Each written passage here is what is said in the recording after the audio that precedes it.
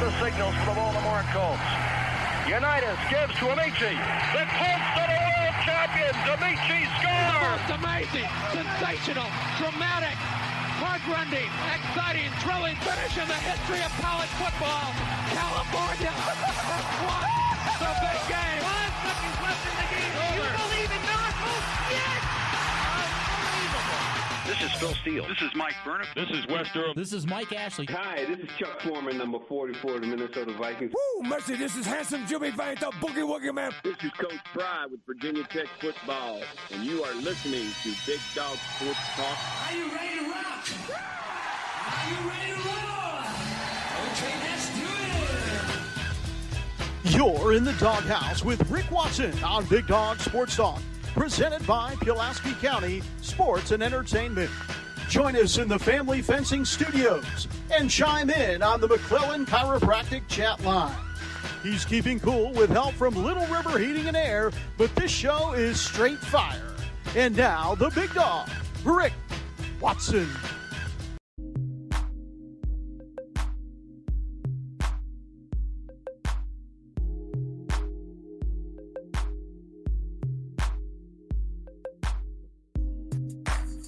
Good morning. It's the Finally Friday edition. We've made it to Friday. We're just feeding the ducks. That's what this is called. Not a bad groove. How's everybody doing heading into the weekend? Will Stewart from Tech Sideline joins us at 7. Mike Ashley, who'll have his open mic session, 7:30ish. And then Jen the Gamecock Girl will have our college picks. Probably need to consult with Vegas first, before we make our college picks, see who's taking bets.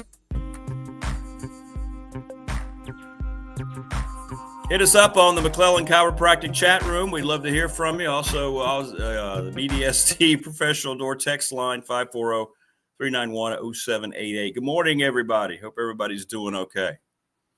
Yeah, let me know. Are we still in the dual thing, by the way? Let me know. Hey, Tootie. Paul, how are you? Good morning. Steven, good morning to all.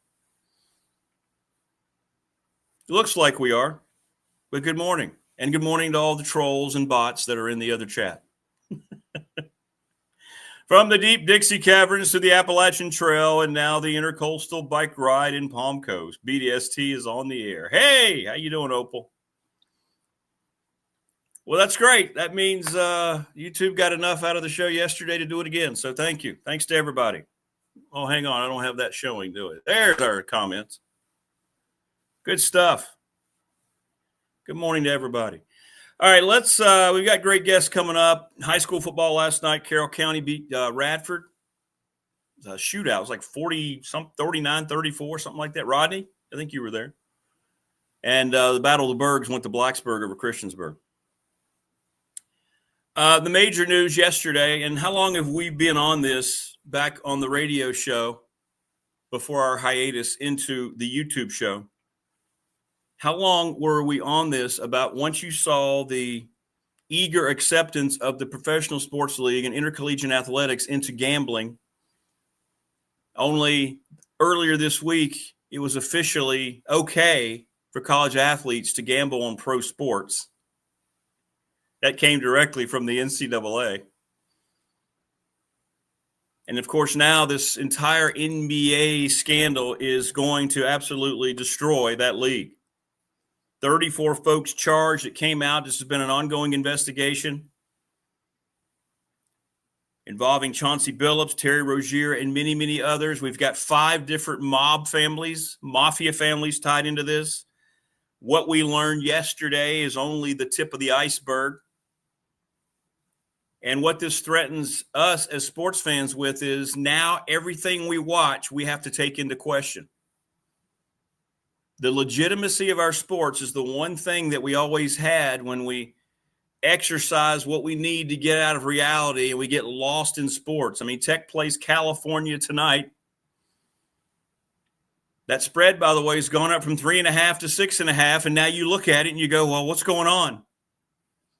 It just enters your mind naturally. But they're saying that there's going to be evidence that's going to point back all the way to 2001. to NBA games and outcomes being fixed. Mind-blowing. And if you think this is just reserved for the NBA, I got some swampland I want to sell you so you can build your house on with that solid foundation of ick. You know, the NBA, and I don't know how Adam Silver is going to survive this, he and Roger Goodell equally, we have three just horrible commissioners in the three major sports, Major League Baseball, the NBA, and the NFL. But I don't know what the response is going to be. Of course, the only statement they released was they're going to cooperate.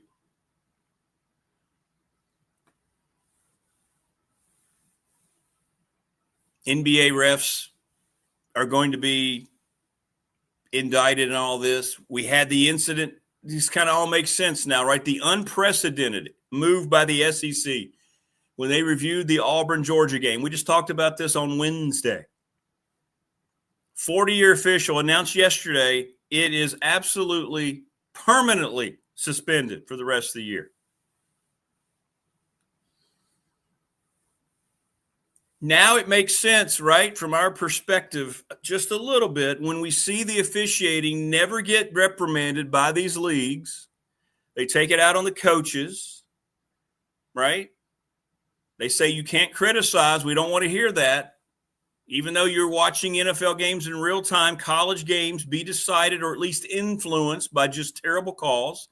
The SEC decided that with the Auburn-Georgia game. So therefore, an official who's been a referee who's been there for 4 decades is gone. See ya. He'll never be in that league again or ever be on the field again. NFL players know. The ones who aren't involved know. They can tell. We had the UTEP research. Took them 2 years to show the favoritism toward the Chiefs. NFL ignored it. Not a word for anything. Tim Donaghy, the official who got busted for fixing games, said that this was a problem that's been going on in the league for years, and it's wide-scaping. It's not just me. I'm the one who got caught. And people looked at his testimony, and when he got nailed and when he came out with his book, and they said, well, he's just trying to make money. Maybe what he said was pretty accurate after all.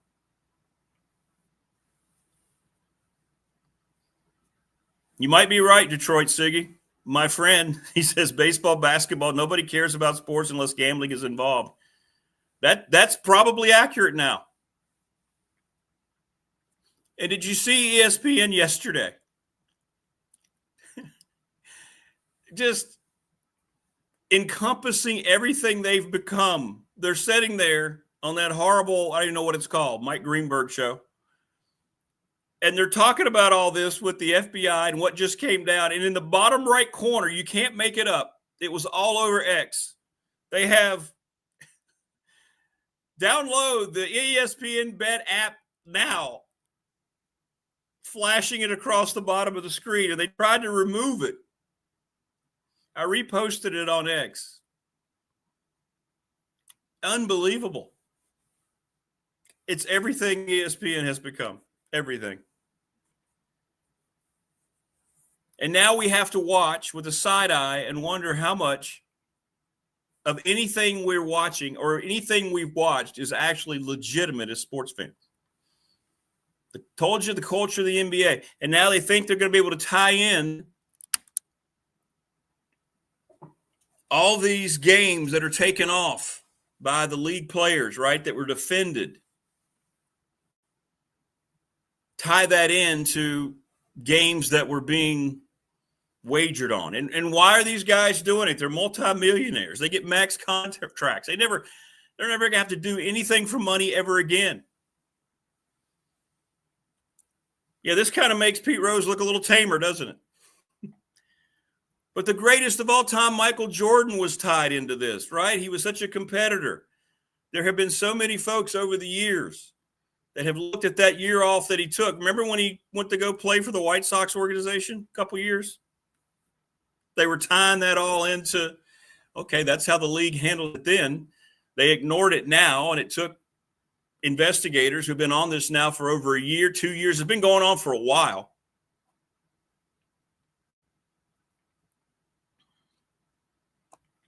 It should be very discouraging to all sports people today. It should.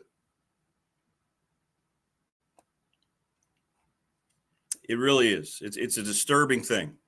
And I don't know how the NBA recovers from this, because we're all now being told this is just the tip of the iceberg. Yesterday was just the first step. And major stars, Hall of Famers are involved in this. Now it kind of makes sense. The product of the NBA has been so bad. Load management comes into play all of a sudden, and the league doesn't do anything about it.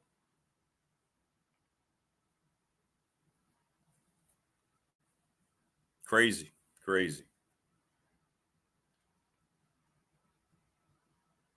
So anyway, hit us up and let us know as we get into chat here today. Let's see. What did Morris say? I know, Big Al. Shocking, isn't it? Shocking that we have gambling. No penthouse, just a view of the 16th fairway Palm Harbor Golf Club at a mile from the beach. Come on down. We'd love to.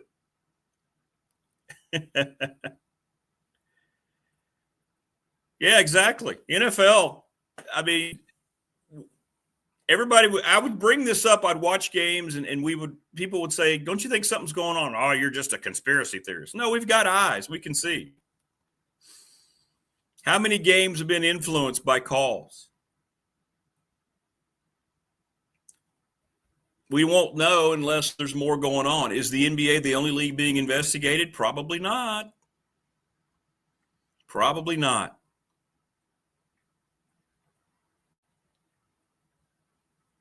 I don't know. We'll see. And how much is this going to extend to the collegiate games, folks, that we enjoy?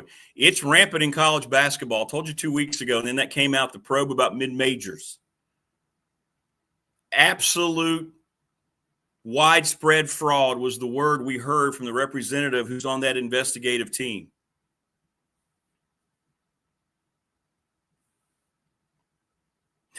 Do a show in swim trunks holding a foo-foo drink. If I were there, Morris, we would. That's exactly what we would do. Speaking of shows, we are going live tomorrow night, 6 p.m. Eastern, for our brand new audience that's out there everywhere. If you're in Central Time, Mountain Time, Western Time, we're going live tomorrow night. We're going to talk about all sorts of things. I can get up to 6 people on the screen. What you do is you're going to shoot me your email address here on the text line at 540-391-0788. Then you're going to send a sentence that says, it's okay to put me on camera.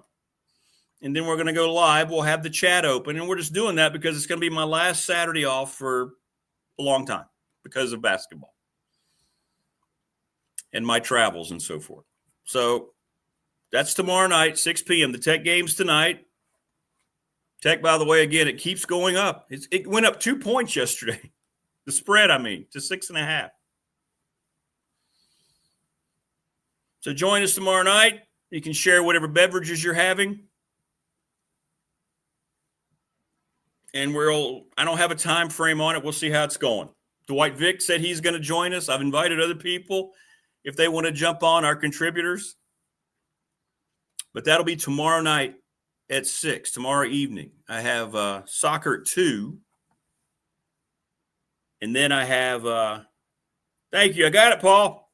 You'll be in the first group. You'll be in the first group. Gotcha. Got you down, brother. Yeah, and there it is. I just got my notice. I always get notices that we're live, and now I get notice that we're live again in 2 different varieties. So thank you, YouTube. Wow, that's pretty cool. That's pretty cool. So what I get in the upper right, I see how many people are watching the combined streams, and we're up to 138. Welcome, everyone.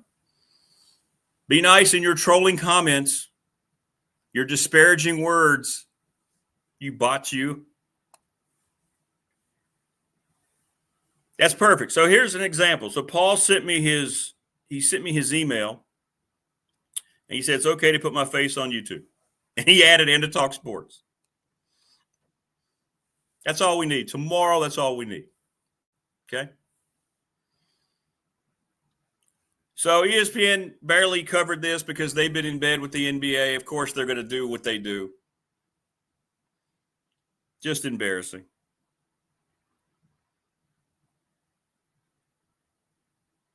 And then yesterday, they're talking about it with an ESPN bet ad flashing at the bottom of the screen. You just can't make it up.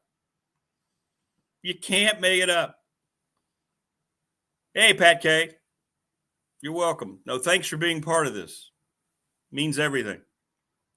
Again, the audience, you guys and gals are why we do this. Let's take care of some business, especially now that we've got, 160 people in here. Family Fencing Studios. That's where we broadcast from. Thanks to Family Fencing. Get a free quote, 540-200-8294 at familyfencingnrv.com. They're going to keep going during the winter. They're not going to stop. Their materials don't just go up during warm months. They will work through it. Mark Hunley, McClellan Chiropractic over here, Peppers Ferry Road in Christiansburg. Travis Williams, oh my goodness, professional door. He went over there yesterday, and he sent me a picture of the machine that he utilized. And he said, man, I feel great. This guy is outstanding. Love it. Speaking of professional door, they've been in business for 38 years up in Dublin, right across from the New River Community College. Garage doors better than anybody. They got hired for the national Walmart account, for goodness sakes. National Bank member FDIC, the exclusive banking partner BDST on YouTube. Thanks to Lara Ramsey. They've been my bank for 35 years. The final results are in from our BDST Fan Question of the Week, sponsored by the attorney Ryan Pry in Radford, 701 West Main Street. And it went down to 19% of you want Shane Beamer to be the next head football coach in Blacksburg. 19. Started out at about 68. I think a lot of people went back and watched the presser. Little River Heating and Air, Charles Lee, 1095 Radford Street in Christiansburg, 540-553-2971. And now we can spread the message about Pulaski County Sports and Entertainment, the presenting sponsor of this program, to the world. If you're in another region and you have a local or regional community that needs some advice on how to build it back up, to bring in business, call Jonathan Sweet, Tim Miller, Pulaski County Sports and Entertainment, and they'll show you how to do things right. There you go. I'm going to do my best to bring in national business now that we have a national audience. This is blowing me away, by the way. As always, please subscribe, like, and share our channel. We're trying to get to 1,000 subs. That would be awesome. Tell your friends it's free. Remember, if one person gets someone to subscribe, then we're going to get there pretty darn quickly. Go get your next vehicle. Go get your next vehicle at Harvey's GM in Radford down here, by the way. Please do that. Please do that. They're the best. NRV Super Bowl right here in Christiansburg. 25 years in business. Boogie Bowling's coming. Matter of fact, it's going to be next Friday, my birthday, Halloween. And give them a call, 382-5525, to reserve your lanes. Lawson's Mobile Home Supply has been a place to go. 300 North Franklin Street in Christiansburg. Give James a call, 540-381-8011. And we've got new sponsor news for next week. Oh,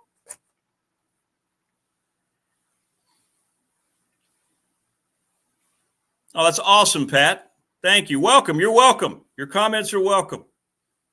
New subscriber. Thank you. Spread the word. Spread the word. How do I join tomorrow, Morris says? Got to get this place ready. Make a trip to the ABC store, which stands for American Boys Club. Morris, just send me your email here on the text line, 540-391-0788, and say, hey, it's okay that I'm on YouTube. I can't put people on unless I have something telling me it's okay. That is a pretty big no-no. So there you go. Big House says, hey, nothing to see here. Yeah, this is, who knows what's going to be uncovered with this FBI probe. This is blatant cheating and fraud. This is criminal activity, especially being tied into 5 at least mafia crime syndicate families and organizations. And yet there are certain people like the moronic Stephen A. Smith who has turned in his just inane thought processes into millions and millions of dollars, trying to turn this into a political argument as opposed to looking at the problem. He got absolutely shredded on X. Hey, good morning, Daisy. How are you?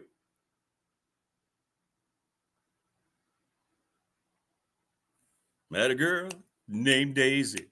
She almost drives you crazy. Sorry, a little tutti frutti there from Little Richard.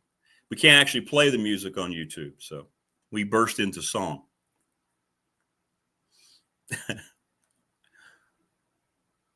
Oh my goodness. Stephen A is a complete moron. Yeah, it was just and of course ESPN gobbles that up, right? Because that's who they are. ESPN is Stephen A. Smith. He announces his political ambition because it was the right side of things there. And then Paul Feinberg announced he was fired. It's great. No, we won't do that. I don't want to turn this into a political thing. But what he said yesterday was just so stupid. Just blaming everyone but the perpetrators, blaming everyone but Chauncey Billups and Rozier and all these other people that are going to be named. It's not their fault. It's the fact that people are actually investigating it. Because we have a multi-year contract with the NBA, and all we do is talk about the NBA. I do too, Prometheus. I miss the Music Fridays. I do. I knew going into it that was going to be the sacrifice. I looked through all the fine print, tried to find some kind of loophole, but there is none. There is none. Yeah. Doesn't happen. It doesn't happen. But in any event, Will Stewart will join us. We'll see if he wants to talk about it. Mike Ashley. I know I can get into this with Mike a little bit. I mean, it is it's bad. It's bad. All right, thank you. Got it, Morris. Got it, Big Al. Yeah, everybody's doing it early. That's great. Thank you. And I will go back and get your emails out to you. So the first 5 people who send me their email will be on with me tomorrow. And then we'll alternate it as we see fit. You know, as people, if you want to go on, you may not want to go on. You may just want to stay and chat.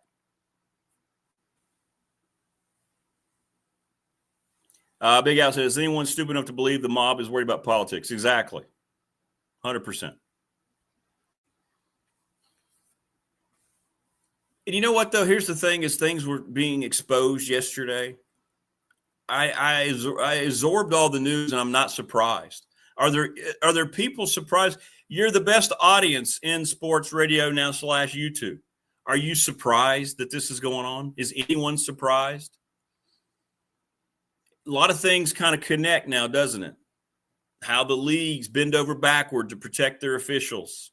How it's never made sense. How these coaches and players who are on the field can see what's going on and they know what is kind of sketchy. But they get ignored, fined, reprimanded.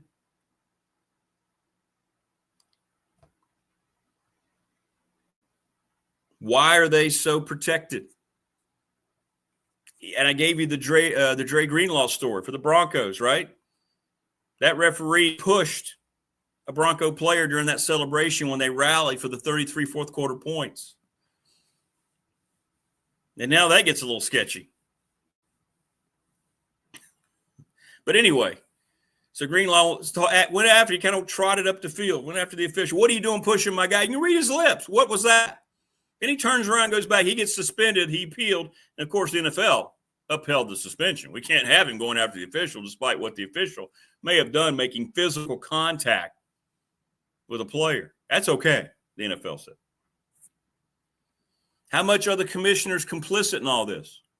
How much do they hear about? You know, they investigated Rozier allegedly investigated, cleared him of all this came out before. Oh, the NBA thoroughly looked over this, and we're not going to do anything because we didn't find anything. Yet here he is with like hundreds of counts. And then people were compiling the highlights of things that were going on.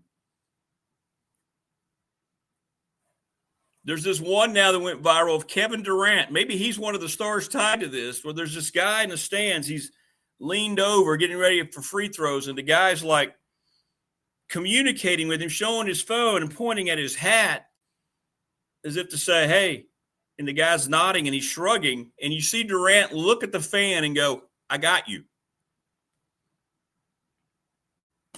Maybe we should have known.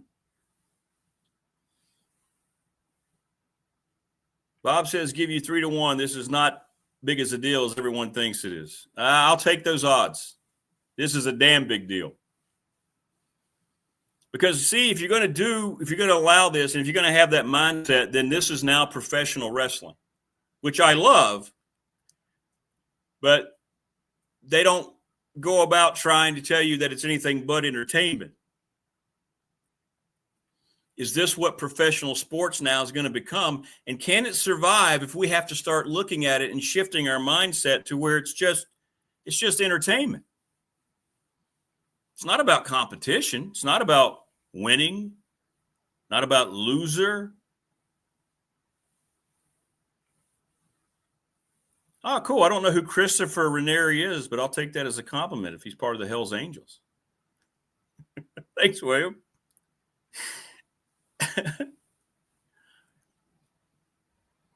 But in any event, I don't think you can just say this is not going to be a big deal. I think more and more is going to come out. I really do. Oh, I got you, Bob. I got you. Tongue in cheek. NFL's got to be pretty nervous right now. More college officials have to be pretty nervous right now. I didn't watch any of the NFL game last night. I don't know if I'm sure they didn't address. They can't address it. They're told not to address it. But did you see Al Michaels? This is the kind of things that the league controls. Okay, so it was pretty much widely accepted that the Vikings kicker, when they were playing in London, or was it the kicker or the punter? Somebody let me know in chat. When he kicked the ball, he hit something that was hanging up like a speaker. And the NFL immediately said he didn't. So Al Michaels said, well, they only last night said, if you listen to the audio, he was very, very upset because he was being told he had to immediately correct what he said. Yeah, there was no proof that it hit anything. You can't use conjecture like that. Al Michaels has no more dams to give to keep it clean.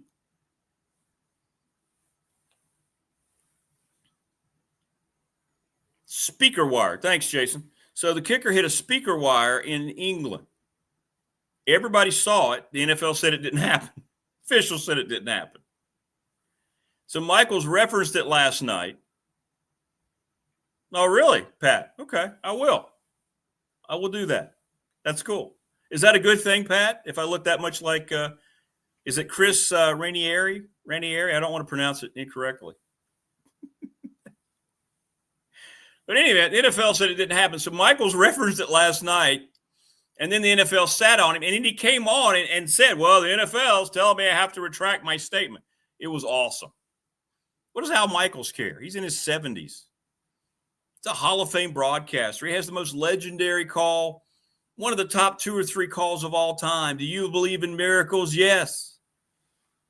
You think he cares? Oh, he's a criminal. Okay, well, he is a badass. Well, hey, I'll take that part. Thanks, Pat. Thanks for the education. Thanks, chat. New chat members. You had 218 people in here.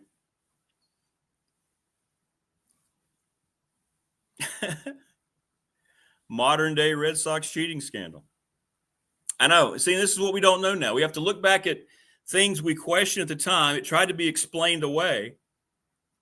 And now we're always going to go, wow, how much of that was because of gambling, right? Jim says the desire to make massive money not earned fairly has college and pro sports heading toward a dangerous place. Everybody knows it's insane, but no one wants to get in front of the train. Yep. You're probably correct there, Jim. Absolutely 100% correct. Oh, okay. Wow, I do look like that guy. Thanks, Wayne.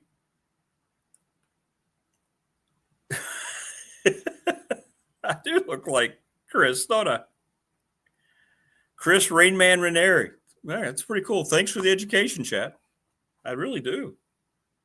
Huh. All right. Thanks, everybody who's sending me your messages on the professional door text line. Appreciate that. So all of you, again, who are in there, you'll get the first invites. Now, I've never had more than 4 on the screen, but I know I've been, I'm paying for the damn thing, so it better work. We're supposed to be able to get 6.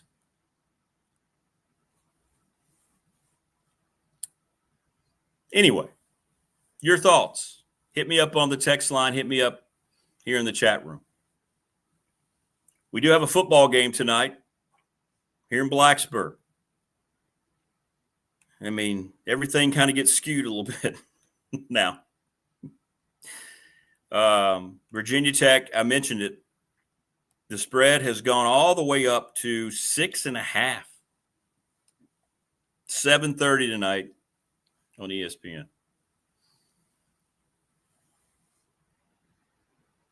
What's going on, Cran? Good to see you in chat. We'll talk about the game with Will and see what he has to say about it. I guess the question for you is now how much, I don't know how much you read on this, how much you paid attention, but how much is this you think going to affect you heading into the weekend? We'll talk about this in great detail tomorrow night.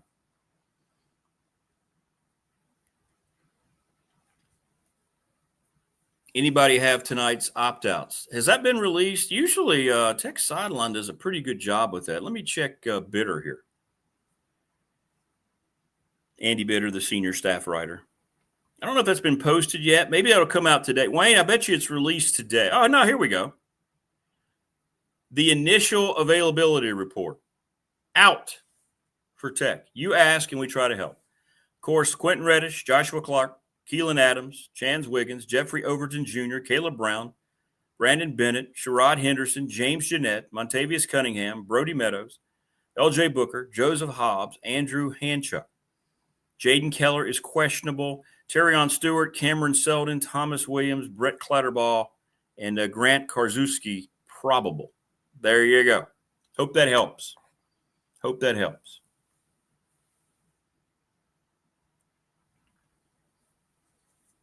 Hope that helps.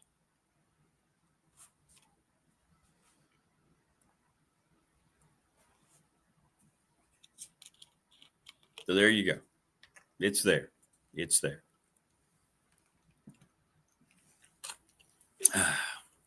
Well, Wayne, you provide so much. You showed me what Chris Ranieri looks like. Ranieri.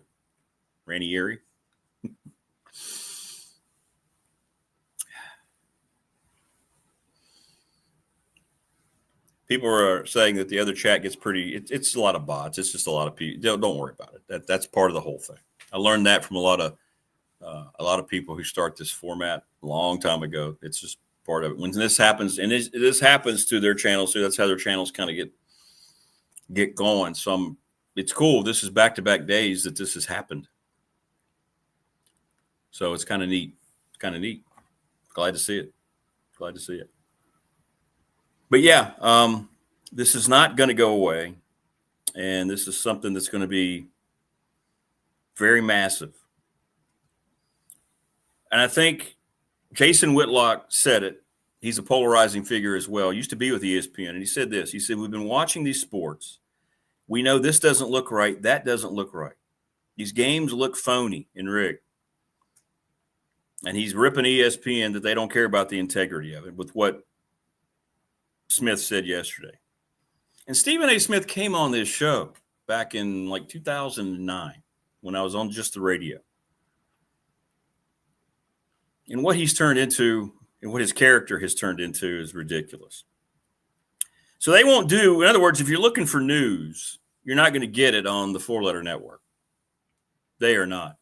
Hey, Andrew in Dallas, Texas. Good morning. Hey, I'm heading your way, Andrew. Not to your house, but when Radford plays SMU, Radford University, we'll be there. The other big story yesterday, and now people, here's immediately what happened. So the veteran SEC official, Ken Williamson, has been permanently suspended. In other words, he's fired for good. After not 1, not 2, but 9 questionable calls in the Auburn, Georgia game that handed Georgia the win. And now the question's being asked, is this accountability by the SEC, or is this we're going to hide him so they don't look at this anymore? And see, now here comes the questions. And now people are looking at other things that don't make sense. It never made any sense that the Mavericks traded Luka Doncic to the Lakers. It never made any sense.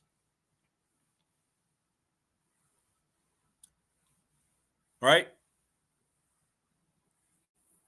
When you start stepping on the toes of people that have money like this, they have the tendency of going away. Yeah, we'll see. But they got rid of Doncic to L.A. to be with LeBron, and then they got the number 1 pick the very next draft, this past draft. You think that's a coincidence? That's what people are asking. How far does this go back? We don't know. We're going to see. We're going to see. And I don't think it's going to just be relegated to the NBA. I do not. Many people are asking now in chat and on the text line. No, it's going to be the NFL is going to. It's going to be heard from by all these leagues. It's going to. Again, we have eyes, and I say this all the time. How fans? We're all fans, right? That's why I do this. That's why you tune in. We're all fans. We're not stupid. We know how things are supposed to look.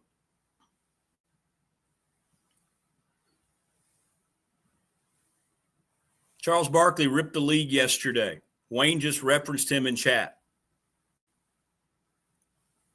The only person that I know who's come out saying that this is on the league because he's an honest dude. And he's a full-fledged Democrat. He's not anybody who's just on a certain side, but he sees what's right and what's wrong. What we all should do to see through our politics, there's certain good and bad, right and wrong. And Chuck said the league is in trouble and they need to investigate this. They let this happen. Nobody on ESPN said that. They're sitting there trying to make it a political argument.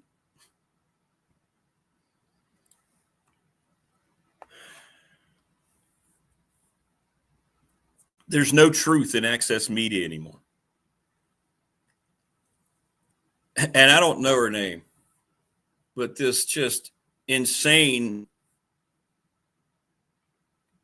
She's the leader of NPR. Did you see her diatribe 2 days ago? We don't concern ourselves with the truth. I'm just going to paraphrase what she said. We can't allow factual information to get in the way of the things that we promote here.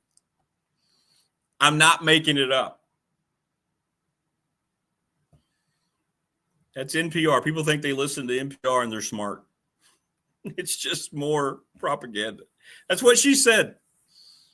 The truth, it doesn't become important anymore. Facts don't become important. No, it's not about that. Hey, son of a gun. Do you not think the Chiefs games are rigged? Do you not think that boxing is rigged? Yeah, absolutely. I mean, now you have to wonder about it all. Look, the Chiefs thing has been blatantly obvious, and that's why UTEP took the time to do the study. Right? Yes, Catherine Maher, whatever her name is, yeah. You can find it. It went viral on X, what she said about the truth. and how that's not their mission. But at least she's honest. I'll give her that. Unlike the access media who tries to portray things as the truth that they know is a blatant lie because it fits in with their agendas. That's where we are. Son of a gun, you're right. 100%. Could not agree more. Could a former player be considered a commissioner of the league? I think that would be outstanding. Charles Barkley would be a great commissioner for the NBA. Adam Silver is just, I don't know what he is. Patriots used to get the same calls. They did. But they compare that in the study, too. In the Chiefs, it's like 2-1.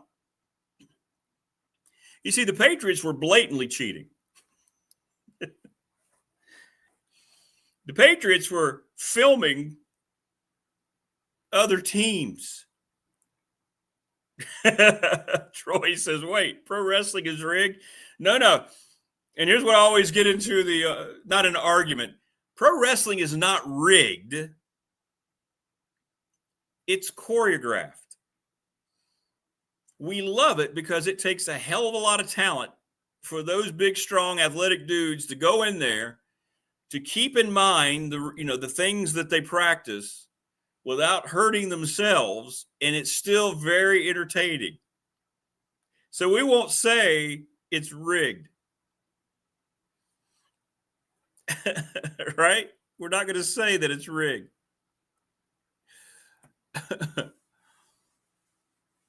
Not rigged, just choreographed. But I'll tell you one thing, if those guys did the things to you that they're doing in the ring, you sure as heck wouldn't think that it's rigged. What team's going to the Super Bowl? I don't know. My 2 picks are in the basement. I had the Ravens and the Commanders. How's that working out for me? I don't know. We'll ask the league. The league could probably tell us now who's going to the Super Bowl. All right? The league could probably tell us now who's going to the Super Bowl. Roger Goodell, when he gets up there defending the choice of the halftime entertainment, he could probably tell us who is going to the Super Bowl right now. Why have the Chiefs bounced back? Because they're not done with them yet. Because their ratings are outstanding.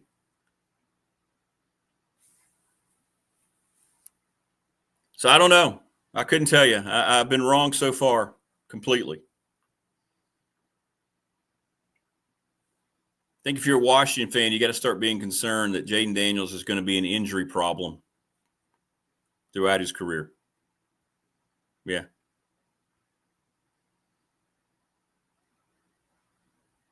But I don't know. When you had the situation there with the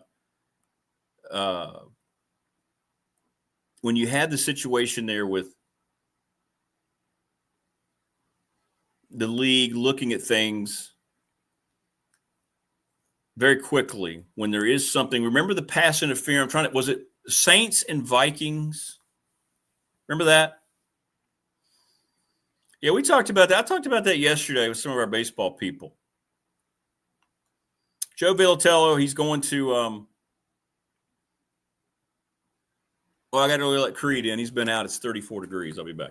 Yeah, he's going to go straight from college to Major League Baseball. Hang on, I'll be right back.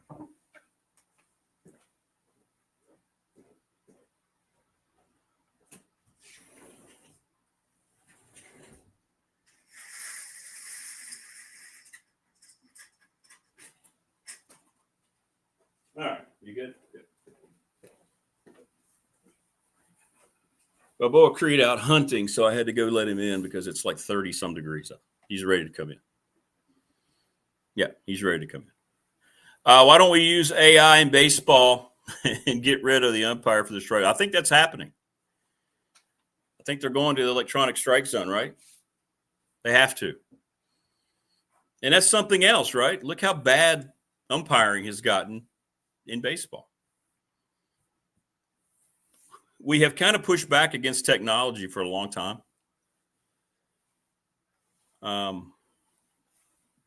well, what about the human element? Well, the human element is fixing games. We now have viable proof that the human element is fixing games with the investigation yesterday.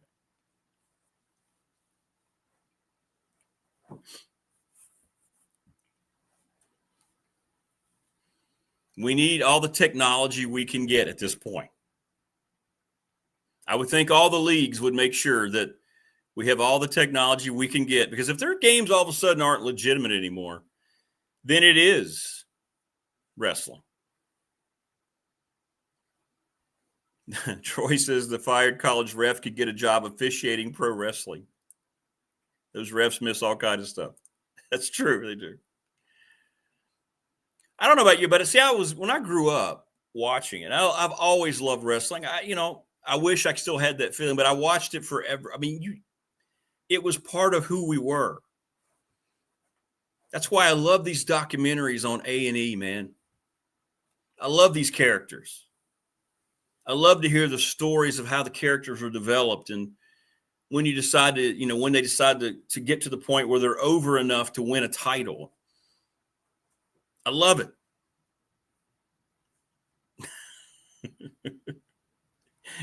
Mini Jim, I love big women. Well, good for you, brother. I hope you have one this weekend. It'll keep you warm. So, I don't know. We've known what wrestling is. Even when you're younger, all you have to do is watch. When nobody can get the hell beat out of them that way and still be standing and not bleeding, blah, blah. That's why they started cutting each other, The razor blades across the forehead they kept in the wristbands.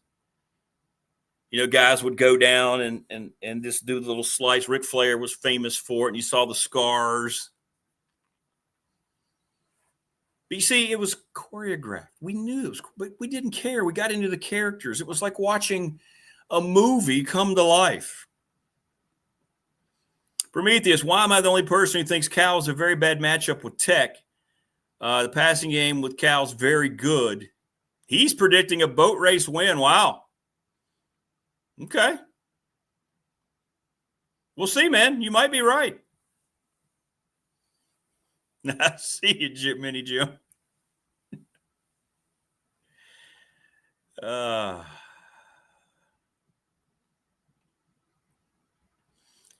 Wayne says there's no good matchup for VT. Tech being at home, odds make us forget they don't win home games anymore. 6.5-point favorites. For me, this is putting his house on Cal. That spread is strange. Started at 3.5. We're sitting here now at 6.5 on game day. So I don't know if there's Cal injury news. Is it now the officiating assignments? Let me ask you this. Hey, Tech fan, let's just go back to the Miami game last year. No accountability for the overturned touchdown. None. No explanation. None.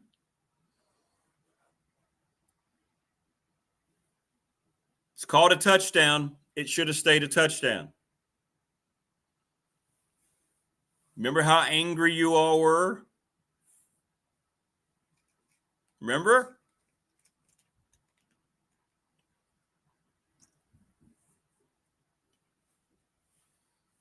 No explanation. You think anything suspicious was going on there? Now everybody is, let's go B-ball. Well, guess what, folks? Mike Young joins us next week, the head basketball coach at Virginia Tech.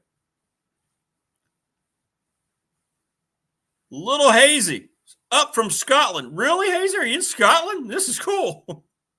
Is this American football? I play rugby. Hey, we play rugby down at Radford, too. We have a rugby club team that's very, very good, so I know a little bit about it. Welcome, Little Hazy. Jimmy disagrees with the spread, 6.5. I'm more curious of how many fans will show up. It won't be 50-degree weather. Let's get into the forecast. Tonight, Oh, that game's going to fall down into the low 40s, upper 30s.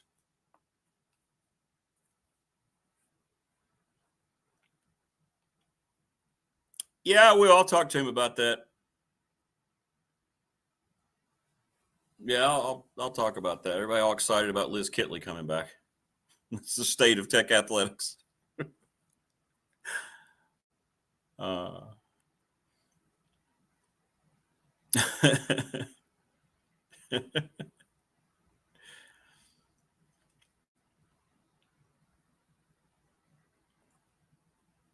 That's pretty cool.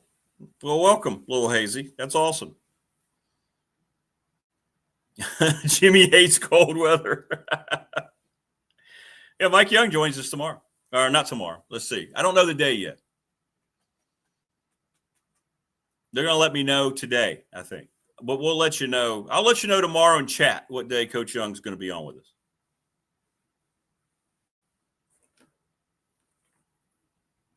We're going to talk to Jen about everything going on with Shane. Yes, we will. I don't want to give her a hard time, but she does need that. She does need to talk about it. Because it's obvious what's happening down there. But yeah, I don't know. Good morning, Rodney. How are you? Were you at the Radford game last night? Carroll County's pretty good, aren't they? We told you yesterday. They're very, very good.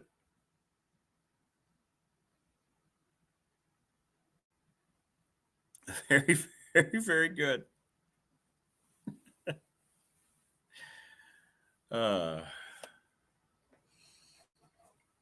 Well, no, Liz is, I don't know what she is. They created a position for her. She's going to be dealing with players and NIL and all that stuff. Who knows? GM-ish type of thing.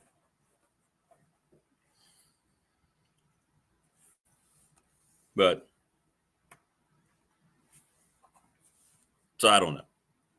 But we'll ask Will about it. Will's supposed to join. I'm going to let Will know that he has his invite.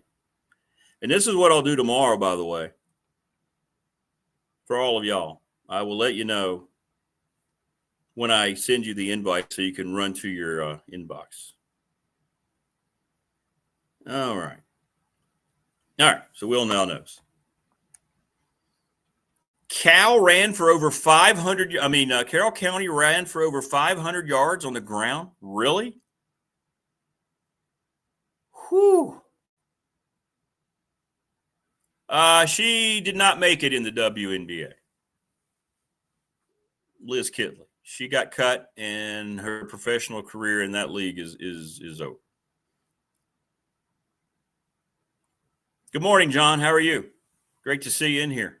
Welcome to all the new folks that are now being exposed to the program. I cannot help you out with the job. I cannot.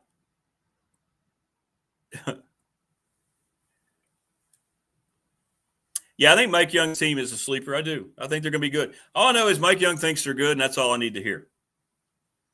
Also, Carroll ran the full house backfield. Sorry, John. Okay. Yeah, Liz couldn't make it into WNBA, and so she's now out. Her injury didn't help, but the way teams played her in her final year, she was never really good with physical centers. She didn't respond very well to physical play, and, you know, in the NBA, you got to have that. WNBA, I guess you got to have it. Okay, Will's getting set up now, so he'll join us momentarily here.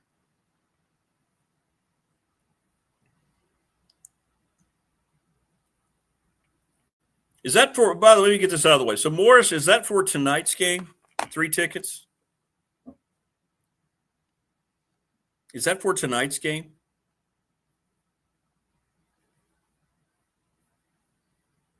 I don't know, Brian. I have no idea. I have not perused in WNBA rosters.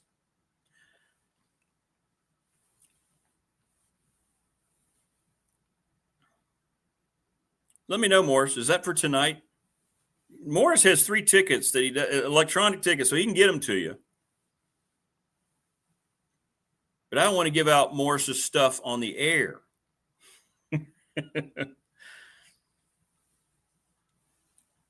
It's up to you, Morris, on how you want to do that. So Morris has got 3 tickets for the game tonight. He's not going. So let me know. I don't know how we could do that. If you want to go to the game, we can put you up with connect you with Morris, and he can send them to you. And if I'm not mistaken, Morris, at this point, you just want to give them to somebody. You're not worried about any kind of money. Jason says he's heading to Grayson County tonight. Be watching VT on the phone. Our family fencing, Jason, talking about what Carroll County does. If they ran for over 500 yards, man, that is Pat says, to be fair, no one has checked on WNBA rosters. Yeah, correct.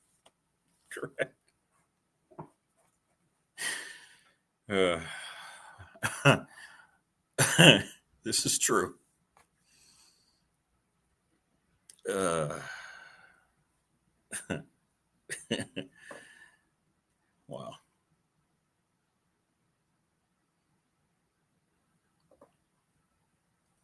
Mike, Ashley, and Jen a little bit later. Will Stewart here momentarily, and we'll get into these things with Will. But yeah, Mike Young next week. Now, next week is also the week that the way the calendar falls that we're going to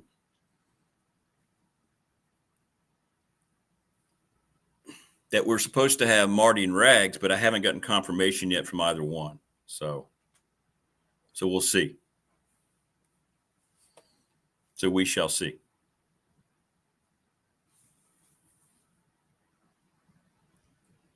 Oh, here he comes. So here he comes. See this guy here? Now, this was the guy I let in. This is the Creed. He was out doing his hunting thing. There's my rescue kitty. Thrown on the side of the road in a bag. All of his brothers and sisters had already been killed, and he came walking out one day on a jog. I put him in my pocket as a kitten. And so this is my guy. When I reference him, that's who I let in. He's thrilled to death right now. Love dogs, love cats. Right now, this is what I got. That's my guy. All right. And he's maybe the best hunter of any animal I've ever had. Guy is unbelievable. All right.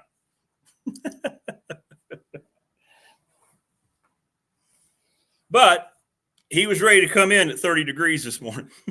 He was done. It's been a couple hours. Okay, I'm done. Let me in. All right, join us now on the program. There he is. He is the founder and curator of Tech Sideline. We welcome our national audience in to Will Stewart. Thank you so much. The viewer count just went up by 1. Well, it's crazy. We started randomly getting nationally promoted yesterday, and this is day 2 of it. So we've had up to 300 people in here today. It's crazy. Who's promoting you? YouTube, because we've destroyed all of our metrics. So we're getting pushed out. Here we are. Welcome, America. You get on the right side of the algorithm and crazy things happen. It's crazy, man. We typically get 3,000 to 6,000 views. You can hear me, right? Yeah, we got you. Okay. We got you. We typically get 3,000 to 6,000 views on our podcast, but there was one year, I don't think it was last year, I think it was a year before, where we were getting 40 and 50,000 views because we just got on the right side of the algorithm. Yeah, exactly. Things went haywire, and that happens sometimes. Yeah. So, hey, we'll take it, man. Whatever. It is what it is. So since you have a national audience, just want to mention that we are sponsored by Diet Mountain Dew. And so anybody who's out there, Pepsi, you want a sponsorship, we're always looking for sponsorships here on the show. And, let's just be honest. Let's just show them. There you go. There we go. No Coke, Pepsi. Oh, man, a lot going on. What? No mention of the backdrop? Huh? Rick, no mention of the backdrop? Oh, I do like the backdrop. Hey, that's all your omnibuses. That is my, I'm revealing my geekdom as a comic. That's all right. You got Spidey? What else? What's there on the left? What's that behind you? Well, on my left, you're right. Yeah. So it's Spider-Man all the way across. Okay, I see. And then down here is you got some Avengers. Wait a minute, where's my finger? Where'd my finger go? There we go. Got some Avengers. I don't really want to know where your finger is right now. Daredevil goes across, and then you got some Fantastic Four, and that's some Hulk stuff there next to Fantastic Four. That's cool, man. I like that. Good stuff, man. I do want to plug. I just finished Invincible. Invincible, the Amazon series, is based on a comic, comic book series, and they did a good job with it. Yeah. Yeah, the comic book series ran 144 issues, and I just finished the compendiums, they're called. It's a very thick collection of 3 books, and that's one of the best comic book series I've ever read. I highly recommend it. And the fact it was a modern thing. Yeah, the first issue is like going absolutely nuts. They didn't print many issues. That's the thing. It was only like 12 to 15,000 ordered, for a while. So that's why. All right, good to see you, Matt. How are you? I guess we should talk football tonight. California. I'd rather just sit here and talk about your omnibuses, but I understand. You think Tech's going to finally get another win tonight? Is this their best last chance? I think this game is a toss-up. It is their best last chance. UVA is UVA. You never know what the Wahoos are going to do. They have a way of just handing victory over to Virginia Tech. So, but this looks like their best chance to win. Cal they're 5-2 and 2-1 in the ACC, but that's a very weak schedule. Their 2 ACC victories are over Boston College and North Carolina, like 2 of the worst teams in the league. So how about that for a schedule for them? They played Boston College, North Carolina. They're getting ready to play Virginia Tech. The ACC team that they played and lost to was Duke. Duke is not a powerhouse, but they're very well coached. Yeah. And Duke handled Cal pretty easily, beat them like 42-21 or something like that. And Cal. So they've had a favorable schedule so far. So even though they're 5-2, the only decent team they've beaten is, can't remember it off the top of my head, and I don't have the schedule up. So maybe you can pull it up, but. They're not a good team, but they've managed to put together a 5-2 record. And, they got a freshman quarterback they're playing who is okay. His first 3 games of the year were good. I think his touchdown to interception ratio was 6-1. And since then, the TD to interception ratio has been something like 3-6 or 4-6 or something like that. So, and I think he's only completing 55% of his passes in that stretch. You looking up the schedule? Yeah, their best win was Minnesota. They beat Minnesota. That's the outlier. Yeah, Minnesota's the outlier. Yeah, Minnesota's 5-2, and they must be scratching their heads wondering what the heck. In the same way that NC State's looking at that loss to Virginia Tech, going, "What in the world? What happened?" So this thing's a toss-up, man. And Cal does not. They don't do anything well offensively. They average 23.7 points a game. They're fewer than 100 rushing yards a game. I think it's 95 rushing yards a game. They're not a good football team. But Virginia Tech is where they are right now. So I think this thing is a toss-up. The spread's been weird. It started at like 3.5. It's now up to 6.5 tonight. Wow, because it was 5.5 yesterday when we did our preview. I don't know where that's coming from. Somebody's got to be hurt. I don't know. Yeah. We don't know now, right? With the revelations yesterday, the tip of the iceberg, what's going on in sports with the NBA. It's going to hit everywhere else. SEC officials. I mean, this is. I wonder how much of what we're watching is legitimate. That's the question that has to be asked now. It's funny. I got a brother-in-law lives up in Minnesota, and he's very he thinks all of sports are rigged and they're just complete BS. He says every game's planned ahead of time. Well, you start to wonder now with what this whole thing with Billups is and Rozier, man. It is what was known, what was ignored, right? Yeah. Anything new that you've heard rumor-wise on the coaching front? Everybody want me to ask you. Not a thing, but I did. I'm going to be tailgating with some guys who know some stuff tomorrow. But I don't think there's really anything to tell right now. they got the committee put together, and I just don't think there's a lot of progress being made. But I do have some interesting stuff to share with you that's new since not information on the front, but I wanted to see what tech fans thought about a couple of possibilities. So I ran some polls. Oh, cool. Yeah, in my Monday article, which is accessible, of course, only to subscribers. So the hot topics this week have been Shane Beamer and James Franklin. So I said, let's see what the fan base thinks. So in my Monday article, yeah, I ran a really simple poll. I spent a section talking about each one of them, and then here's how I phrased the question. I said, "How do you feel about the prospect of Virginia Tech hiring Shane Beamer as head coach?" So how do you feel about it? And the answers were no, don't do it. Yes, do it. And then the third one was, I don't know, or I'm not sure. So in my article, no, don't do it was 71%. So let that settle in. 71% of Hokie fans think it's a bad idea right out of the gate. And that's what happened with our question of the week, too. It went steadily down to about 20% by the end of the week today. So 19% said, I don't know, I'm not sure. Only 10% said yes to do it. Wow. So, you can talk to Jen later.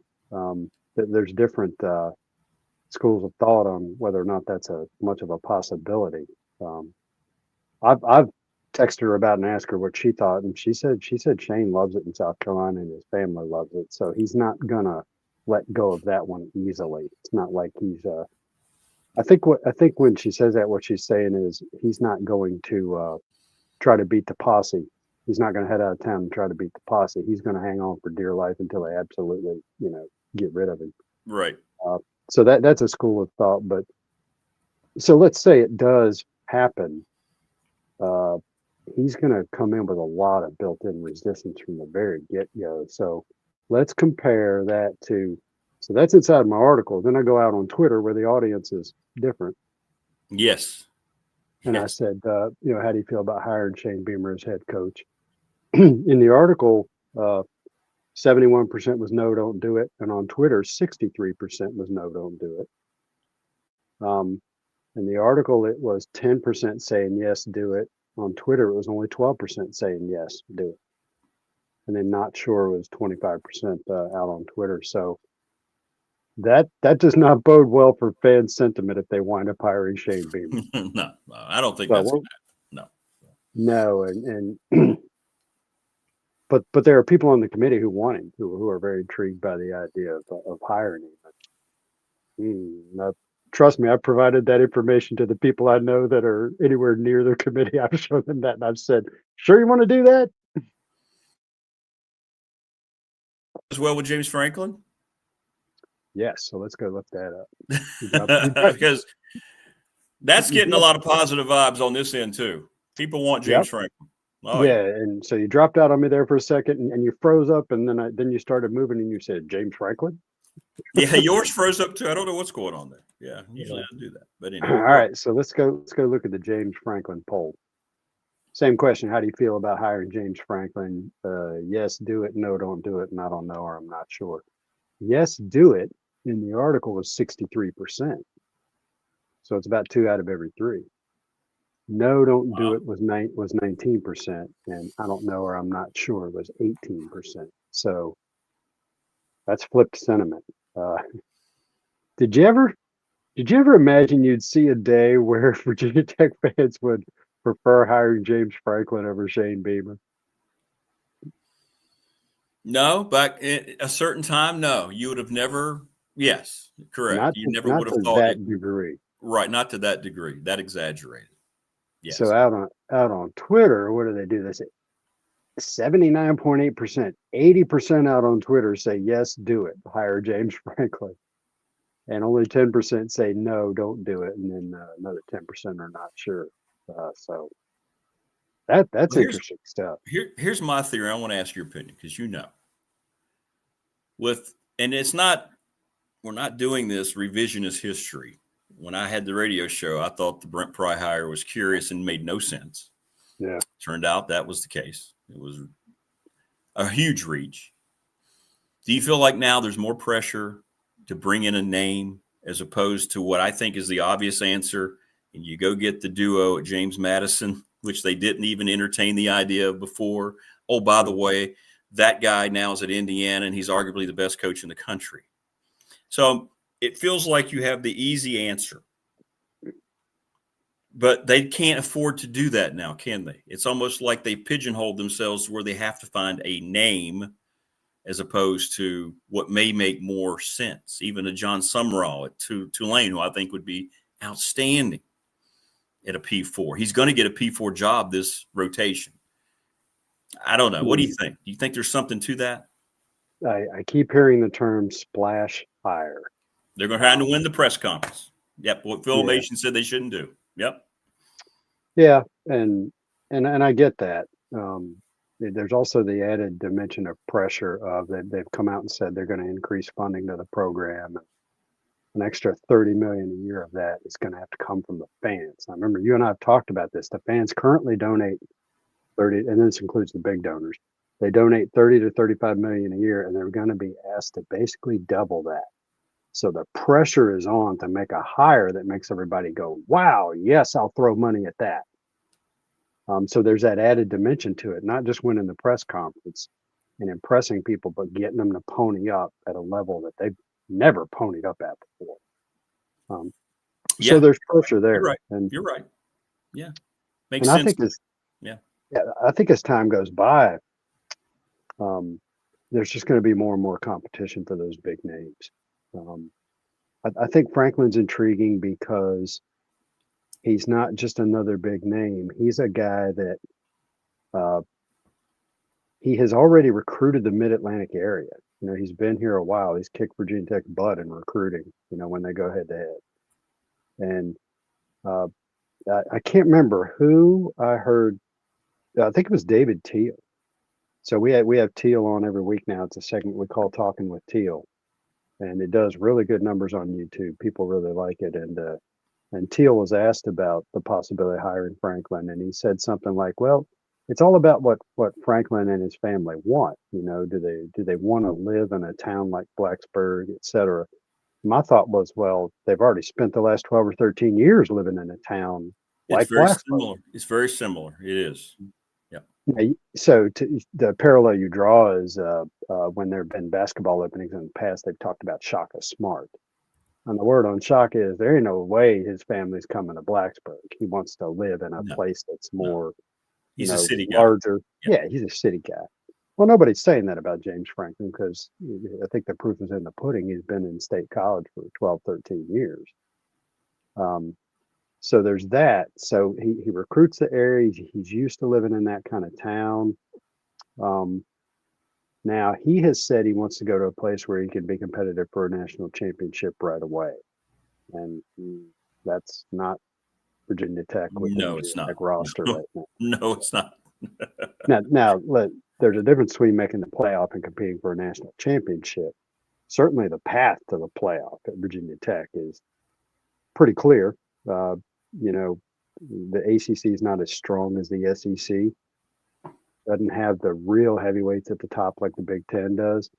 So if you come in and you build a good team, you can get towards the top of the ACC. And you know, if you start the season out ranked 20th and you win 10 or 11 games, you got a shot at making the playoffs. But that's different than having a roster that's capable of winning the playoffs. So. On Monday after the show, I got a couple of texts, one a call telling me that things led them to believe that James Franklin was picking up momentum for Blacksburg. So I put on Facebook that was my prediction, not ever revealing the sources, which I won't do. But since then, as we got into yesterday, he's enamored, and Jimmy Sexton is controlling all this. If people don't know, and you know this, Will, obviously, the agents are controlling all this information. And Jimmy Sexton wants him at Auburn, and he wants to be at Auburn. Now, Hugh Freeze is also a Jimmy Sexton client, the head coach at Auburn. But they feel like if they lose to Arkansas tomorrow, the game Tech fan needs to watch is tomorrow evening because, you know, they'll play tonight, be done. If Arkansas beats Auburn, they feel like Freeze will be dismissed on Sunday. And then all of a sudden that job is open. So keep an eye on that. I'm just telling you some things I was told from people who share agents, who hear information. This isn't people just randomly speculating. This is things they're hearing. So you'll see how the dominoes fall. We'll have to keep tabs on how all that goes. But it's interesting. You have a guy who's got the same two clients and he's trying to, manipulate. It's interesting. It's interesting.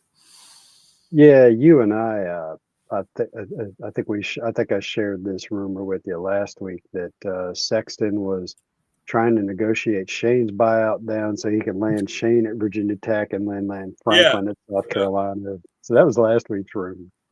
But yeah, you take a look at something like the Auburn job, the Florida job. These are places where they have a better chance of competing for a national championship than Virginia Tech does. Right. At this point in time. Yeah. They do. Lost my train of thought there. I had a thought go through my head while you were talking, but as usual, I left my head while you were talking. As usual, you kind of lost it. Oh, okay. So we were talking about, I think the committee may find as they get further through the process that it's going to wind up being a guy like the JMU coach or the South Florida coach or something like that. I don't know if they're going to be able to reel in. There's already a lot of competition in the job market, and there's going to be more. And I don't know that they're going to be able to reel in a big name like that. Yeah, it's just so much is going to change. There's going to be 10 to 15 more jobs is what their speculation is going to be. And people keep asking me a time frame. Well, obviously I can't say a time frame. My guess would be it won't be any earlier than anybody else, right? You got to wait for the dominoes to fall and see how things change. So you're looking at probably the first week of December, right? I mean, I can't imagine them, unless it is somebody like Franklin who's sitting there not coaching, who says, let's just get this out of the way. I don't want to wait. Let's just do this now and get ahead of start on things maybe. But who knows if they've even talked to everybody because they have jobs, right? They may have somebody on their radar who's indicated through their agent they're definitely interested, but let's talk. I don't know. We just don't know. Somebody, I don't think it was Teal, but somebody got off a pretty good line. They said the longer this goes, the less likely it is that Virginia Tech would hire James Franklin. He's a guy you'd have to kind of reel in right away. But that's a great point. For all these other options open up. And the other thing is, and maybe Franklin fits in this bucket. You look at Virginia Tech and you don't know who the athletic director is going to be. It's heavily spoken about that after this hiring process is done, Whit Babcock's retirement may be announced. I think it's fairly common knowledge that Whit is not going to have much of a hand in the football program from here on out. Virginia Tech has said they're going to have a GM for football. Don't know who that is. Who gets to hire that person? Does the coach answer to that person or does the GM answer to the coach? You're getting interviewed by committee. How's that going to make James Franklin feel to get on his webcam and get on his Zoom and talk to a Brady Bunch layout of 8 different people? That's true. I don't know. I don't know. He's a guy that I don't want to cast aspersions on him. This is not necessarily better. He may have some arrogance about him where that just doesn't sit right with it. You're talking to 8 people. Who's the decision maker?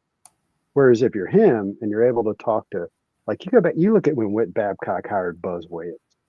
That was done on the sly. It was just the two of them having conversations, and just a masterful job by Whit of reeling in a big name coach, a guy that transformed the program and came within one gacked layup of making the Elite 8. So I think as far as reeling a guy in, it's a good AD having the ability to communicate with him one-on-one and really lay out the scenarios versus this whole committee thing. I just don't know, Rick. I don't know how that's going to go. You think that, and it's a great point. And I just wonder how much they've hurt themselves with this whole situation about the AD is not going to have anything to do with football. So you're right. The natural question is, okay, I'm the coach. Who do I answer to? Is it going to be the GM? I'm bringing the GM in. Are you going to have an AD separate for football? How's that going to, is it the president? Those are a lot of questions I would think. Just what you're saying, a guy like James Franklin's going to ask those questions. and want to know exactly, okay, so what does this mean? They've kind of created that and done that to themselves, haven't they? Yeah, they have. And Chris Coleman's been howling about this for a while now. He's been saying that, there was a good possibility we were going to wind up here having to fire Brent Pry. And Chris's thing is, if you really wanted to make the process as smooth as possible, then you would have told your athletic director last February or March that he was done at the end of the year and you're going to hire his replacement. So his replacement would have been hired in the summer, would already be here for a little while. You would have all this stuff established. You wouldn't be doing things by committee. You wouldn't have the school president making the announcement that the football coach had been fired. I get it. It's easy in hindsight. And we were all guilty of, Pry hired some different coordinators. And you were like, oh, maybe this will work. And after they played South Carolina tough, you're like, oh, this team looks like it might be better. Sure. And then 2 weeks later, all hell breaks loose. ODU rolls in here and just blows them off the field. And you got to make the move. And now here's where you are with your committee in this situation. Well, it's confounding. It's frustrating. It's the biggest question right now on Tech fans' minds. Why in the world are they doing this with Whit Babcock? I haven't ran into one person who thinks he should stay. And I'm talking to donors. It's got to be something we don't know about. It's got to be that strong of a personal relationship that he has with Sands. Whatever it might be, the fact that you're taking this guy off of football, which is really the only thing that matters. I don't want to hear about Olympic sport hires. Okay, that's great. But something doesn't feel right about this whole thing. And I think people have noticed it. And I think these coaching candidates are going to jump all over the questioning as to why the hierarchy has remained the way that it has, despite a guy who's failed twice at trying to bring in the next great football coach in Blacksburg. Yeah, it's funny. I was thinking just this morning. I remember when the day that they introduced Brent Pry, Chris and I wound up talking to Whit separately after the press conference. And when I said, well, good luck. And Whit said, well, I remember you telling me that. If this doesn't work out, I won't be hiring the third one. And he's technically not, but he's still around. And I think what's happening here is he's helping with the hire because he's done a lot of this stuff and he certainly can fill a role. The question is, once the football coach is hired and is in place, then what happens to Whit Babcock? And what can you say? We'll just have to see how that plays out. No, that's fair. That's fair. You gonna be at the game tonight? You gonna go out and brave the cold? It's gonna be chilly tonight. It is going to be. I'm probably going to head over there about 2:00 this afternoon. And tailgate time. Yeah. You have to pace yourself, because I have to make it home after the game. So you want to be as safe as possible.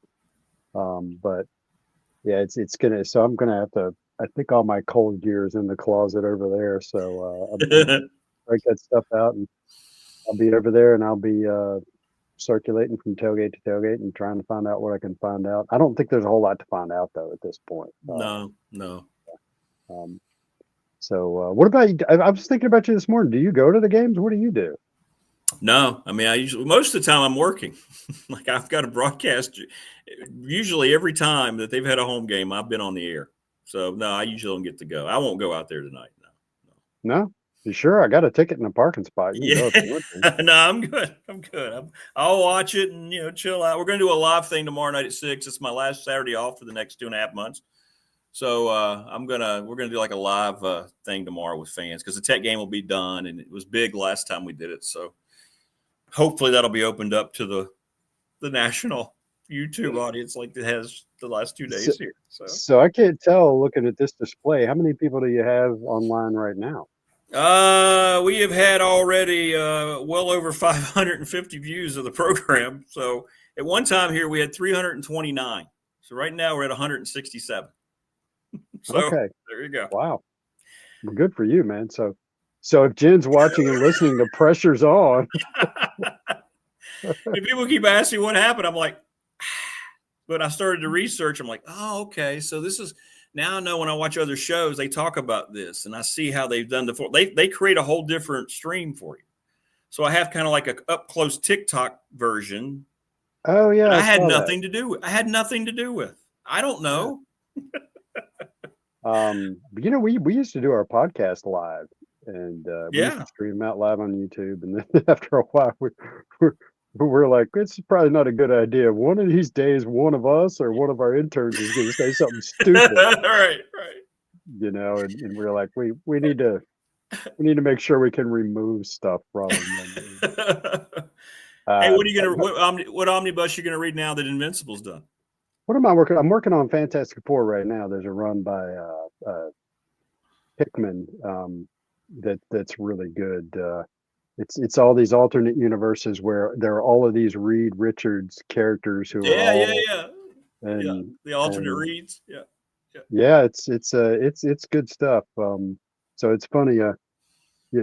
I've got some of the old school stuff up there. That's when I don't really want to think, I'll just read a really old Spider-Man. Absolutely, it's good stuff. But if you want to think, you read Invincible, or you read some of the stuff written by Hickman, or some of the Daredevil stuff. It's really well written. I like my problem is that's I don't know if you got this issue or not, but I just I'm 60 years old, and my brain just doesn't retain stuff anymore. I know. Me too. I have to write it all down. I know. Yep. I read books and I forget what they were about. So and you have to go back like 3 pages from and go, oh, okay. Anytime I crack one of these open, so I'll read it and I'll finish an issue within the omnibus. And then when I put the bookmark in, the bookmark is 3 pages prior. Exactly. It's just like when you're watching a series on Netflix or HBO, you get the recap of previous episodes. I better watch the recap. And you're like, right, that guy killed that guy, and that guy slept with that woman. I forgot about that. I only watched it 2 days ago, but that's right. I couldn't remember that. Yeah. Oh. Well, great stuff as always, brother. Have fun tonight and stay warm. Stay warm. Will do, man. Appreciate it. All right, man. There you go. Will Stewart and his omnibus looks great. Signing off. Yeah, exactly. I don't know how to say that plurally. So omnibus is great. It's great. I'll look that up and I'll let you know next week. Please let me know. There you go. It's important. Have fun, man. All right. Will Stewart. All right. Let's get into before we get into our next guest. We got a lot of stuff. Oh, I did. Okay. Well, I mean, it's there in the paper. We pretty much know what Liz is doing there. We'll find out more. We're trying to get Megan on here, by the way. Megan Duffy. We got Mike Young coming on next week. We're going to see if we can get Megan on too. Family Fencing, sponsor of our studio here in Reiner. 540-200-8294. No dig installation system, no holes, no mess, no damage. Locally owned. Finance options are available. Give them a call. Free quotes, 540-200-8294. Mark Hunley over at McClellan Chiropractic. Travis Williams, professional doors, now a patient. He said, I feel awesome. He was over there yesterday. And, of course, the chat room has exploded, especially now that, we've gone national. Professional Door Incorporated, residential commercial garage doors, family owned and operated, 38 years in business, right across from the New River Community College. Thanks to Larry Ramsey, National Bank member FDIC, the exclusive banking partner of BDST. They've been my bank for 35 years. The attorney Ryan Pry down in Radford, 701 West Main Street. And we're about at 20% of people who still want to fall in line with what Will just talked about, that would want Shane Beamer to be the head coach in Blacksburg. That was our fan question of the week. Little River Heating and Air, 1095 Radford Street in Christiansburg, 540-553-2971. It's 30-some degrees this morning. Give them a call. Don't let your units crap out on you this time of year. We are presented each and every day by Pulaski County Sports and Entertainment, and we welcome now the entire nation to let you know if you want to have your community do things right from a recreational standpoint. Pulaski County has been kind of down for a long time. We lost a lot of industry from where I grew up, but they are bringing it back in a big way, working with all the local counties. Everybody's joining together. This thing's going to become huge, and Pulaski County is going to be at the forefront of bringing regional and national events here to the New River Valley. It's going to happen. It's really, really cool. And I'm very honored the place that I grew up being the presenting sponsor of this program. Go see Brad Harvey, Harvey's GM in Radford. I bought my last 3 vehicles from Brad. You don't ever feel like you're at a car dealership. There's no pressure. You tell him what you're looking for, the color, the model, the price range. he'll get back in touch with you the next day with 5 or 6 options. It's incredible. It's incredible. Thanks to James Lawson, located 300 North Franklin Street in Christiansburg. Lawson's Mobile Home Supply since 1997. 540-381-8011. And the NRV Super Bowl over in Christiansburg. Go see them. They've been around for 25 years. Boogie Bowling next week, a week from today. Halloween, my birthday. It's only $40 a lane. Get 8 guys in there, $5. Have a great time. I've never had a bad time at a bowling alley, ever. Ever. So, yeah, go see them. And by the way, the T-shirts are supposed to be here next week.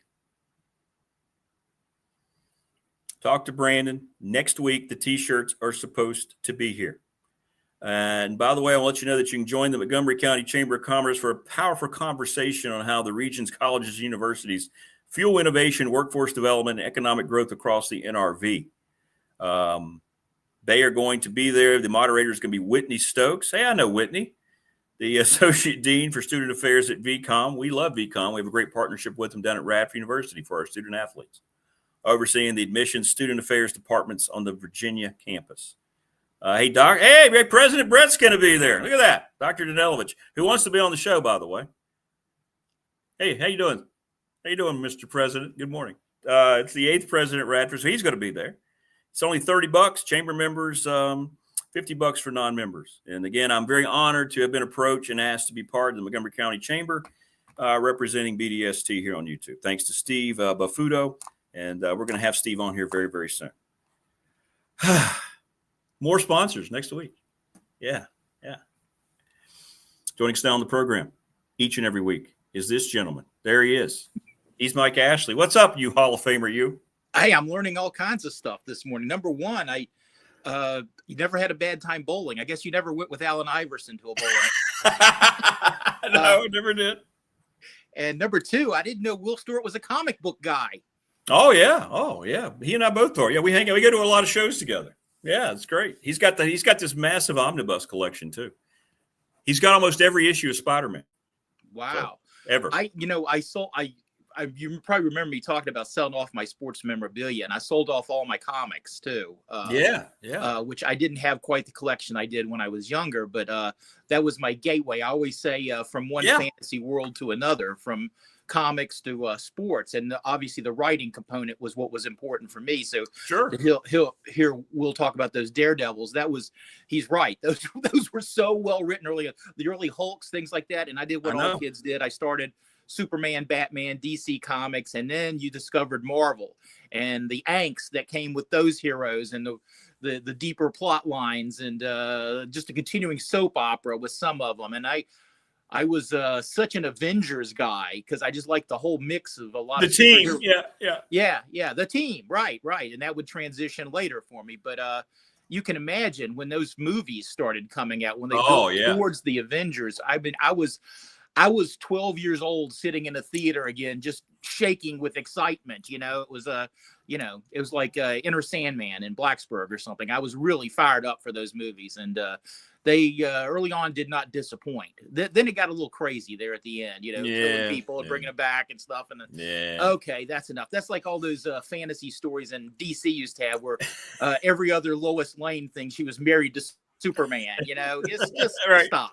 Please, just stop. Anyway, you're right. Well, a lot to get to before we get to open mic a little later, and obviously some very disturbing revelations coming out about the NBA yesterday. And I think this is just the tip of the iceberg, Mike. I was going to say the same thing, and not just in the NBA. No, you're right. You're right. I was. It shook me. It shook me yesterday. There's revelations about Chauncey Billups and Terry Rozier and Damon Jones and La Casa Nostra, the mafia. My gosh, you never thought those things would be connected. But I mean, you could see this coming over the years as sports partnered more and more with gambling, and it's the commercials, DraftKings commercials. Every time you look up on TV, and ESPN with their betting segments and their probabilities and the things like that. I mean, they're really giving tacit approval. And I don't care about the signs in the locker room because they don't mean anything if you're accepting money from all these organizations that are involved in it. And again, the thing you got to remember is that typically betting preys on the least fortunate of our society. Those are the people that are going to buy lottery tickets over and over when they barely have enough to eat and are going to gamble and try and hit the big payday. I happened to get up and read a story this morning. I just wanted to give you some numbers here. The American sports betting industry posted a record $13.71 billion in revenue last year. In revenue. And this despite 43% of Americans say legal betting, sports betting, is bad for society. And that's up almost 10% in the last 3 years already. Now, I'm sure it's going to go up even more now that people know that, look, it's funny because I still cover the NBA. As retired as I am, I still do a little writing on the NBA. So anything that affects them, I'm wondering if that means next year the magazine won't come out, things like that. These things always have a trickle down effect on more people. You think about, when there's lockouts and stuff, all the people that work in the stadiums and arenas that get put out of work temporarily. So there's always more to it than just the face value. But I remember going when I got up here.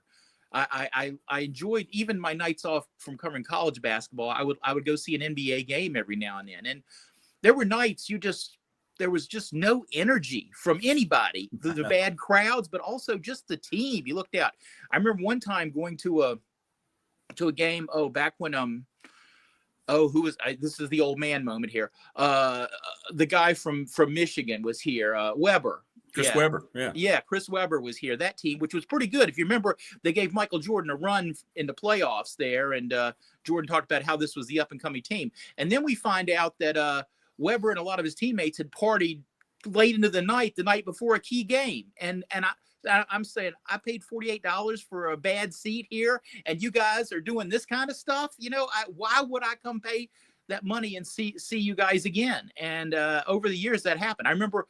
I finally got tickets to a Lakers game here. This was Kobe and Paul Gasol and those guys, and I'm not going to knock them. The Wizards were terrible, but they actually beat the Lakers that night. It was one of those things, and I think the NBA is probably easier to bet than other sports because you can look at the schedule and see, hey, this team's been on the road for 3 straight games, and this is the last of that, and their minds are already back home. It's just you and I have sat through these kind of games in college when your team's on a road trip or the game's right before the holiday break, and you just know it's going to be a tough night mentally to get up and play. And I see that all the time. And I don't think this is the last of this. I'm very scared for what's going to proceed from here. Agreed. They're tying in load management to all this. That's why the players union pushed for it so much. I mean, and we've had the report this last week about college basketball, the massive the quote, and we get the things at Radford being in athletics. You get all these updates from that group who's flagging betting activity in college sports and college basketball, rampant, multiple fraud. I mean, it's happening, and it's I don't know what, and it's gotten to the point now we're gonna have to wonder what's legitimate. I mean, this week alone, the SEC permanently suspended an official who's been there for 40 years because of not one, not two, but 9 incidents in one particular game that they couldn't ignore. Were they just getting ahead of this because they know something's coming down the pike, right? What NFL, the way they've ignored how bad the officiating is and how preferential treatment is there. The study came out from UTEP showing that Chiefs, since Patrick Mahomes got there, it's ridiculous. The flag discrepancy, it's fact. And yet the league gets all defensive and won't do anything about their officials, won't make them full time. We have eyes. We can see when things aren't right. And these leagues, does it mean that all these leagues are just succumbing to this? And how about ESPN yesterday? I thought about you, almost sent you a text. Epitomizing the trash that they have become. by having the story up about Billups and having the ESPN bet ad running at the bottom. It was all over X, and they tried to get it off because somebody was like, "Uh-oh, yeah, ESPN bet, sign up now." Good. Yeah, boy, can't make it up. Can't make it up. And have you talked about the fact that next month the NCAA is going to allow collegiate athletes and staff to bet on pro sports? Oh yeah, just pro sports. We don't want you messing with pro sports. Nothing could go wrong there. Nothing could go. It's just asinine. The thing Who are these people? Well, God. Look, I want to think the best about Michael Jordan, but we all know what a unrepentant gambler he was, and there's some questions about his year out of basketball and why that happened. And look, I'm just going to think the best, but. And his legendary golf showdowns with Charles Barkley, where so much money changed hands. I heard money. Yeah.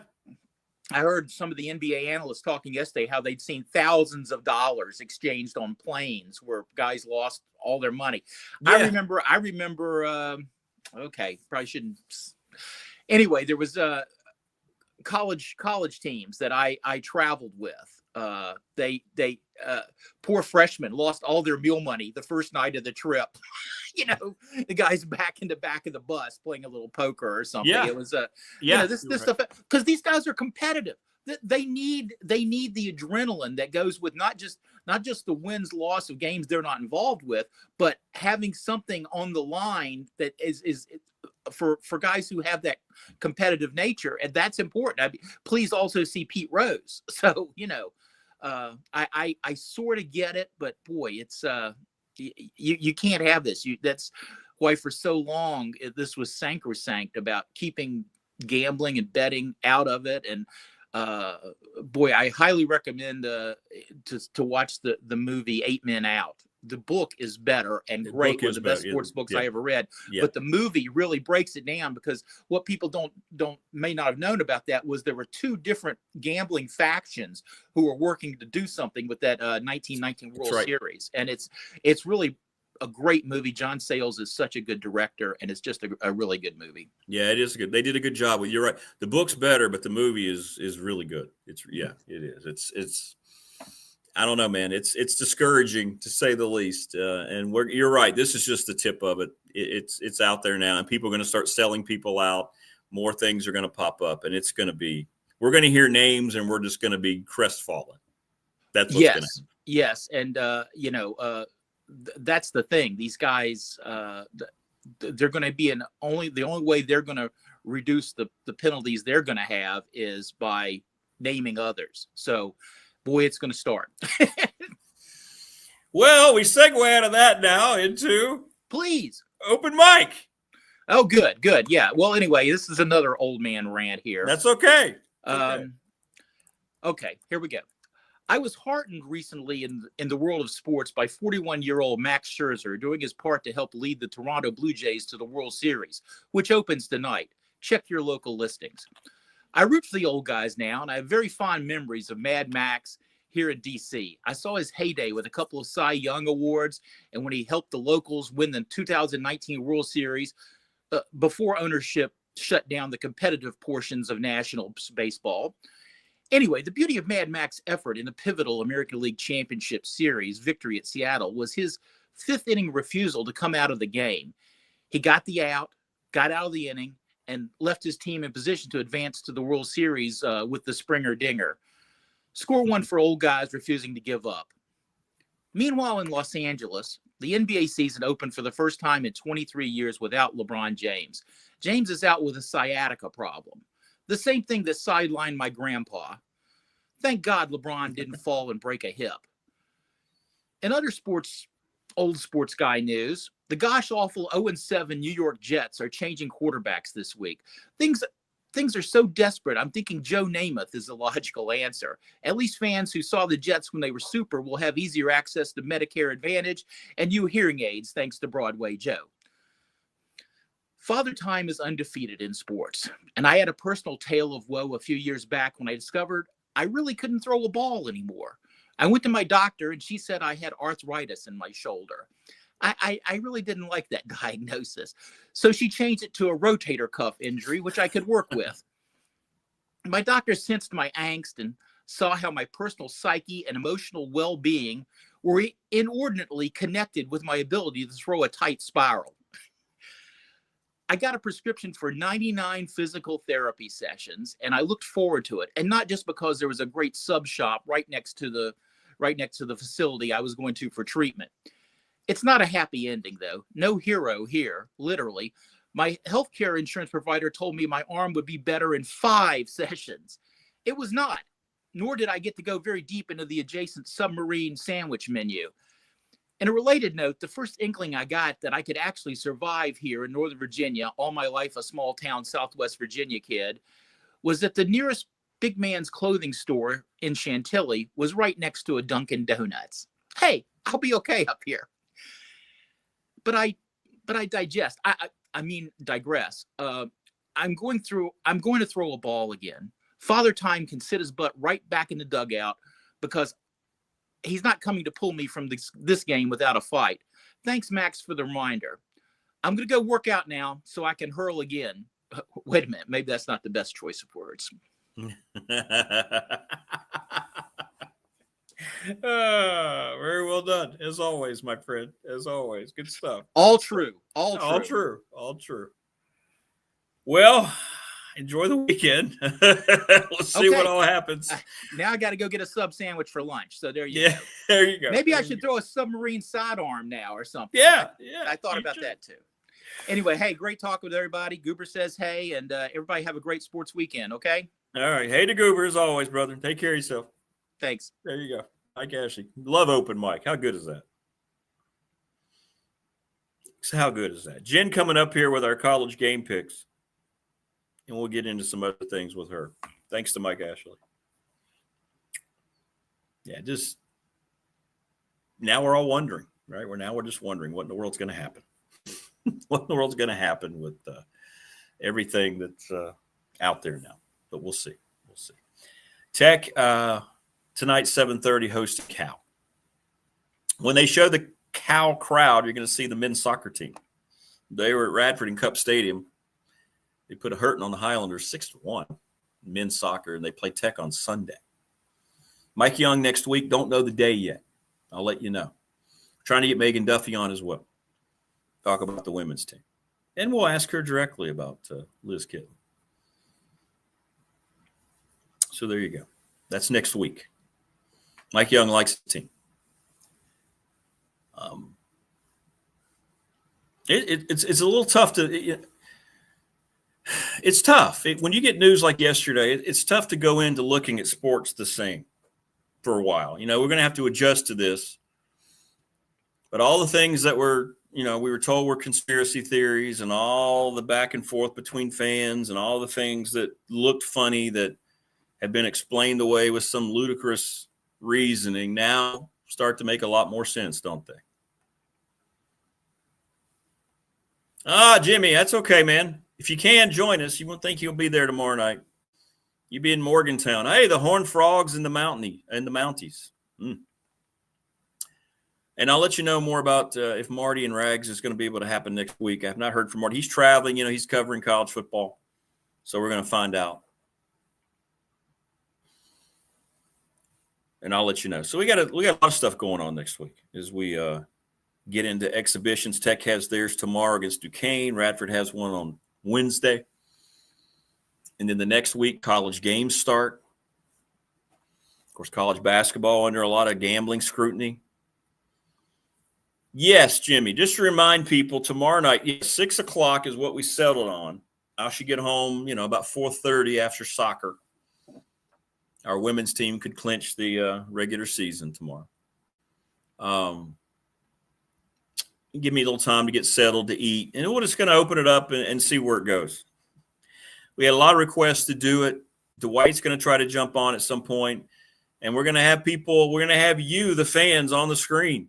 Those of you who have already sent emails, send me an email on the text line, the Professional Door text line, 540-391-0788. And along with your email, tell me it's okay to put you on YouTube.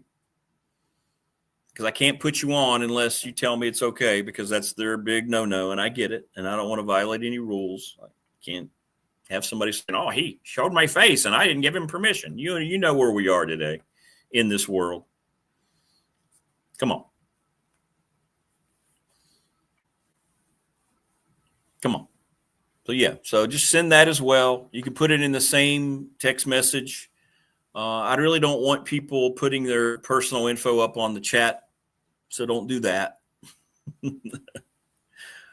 But hopefully it'll be a lot of fun. It'll be a little more, it'll be less buttoned up.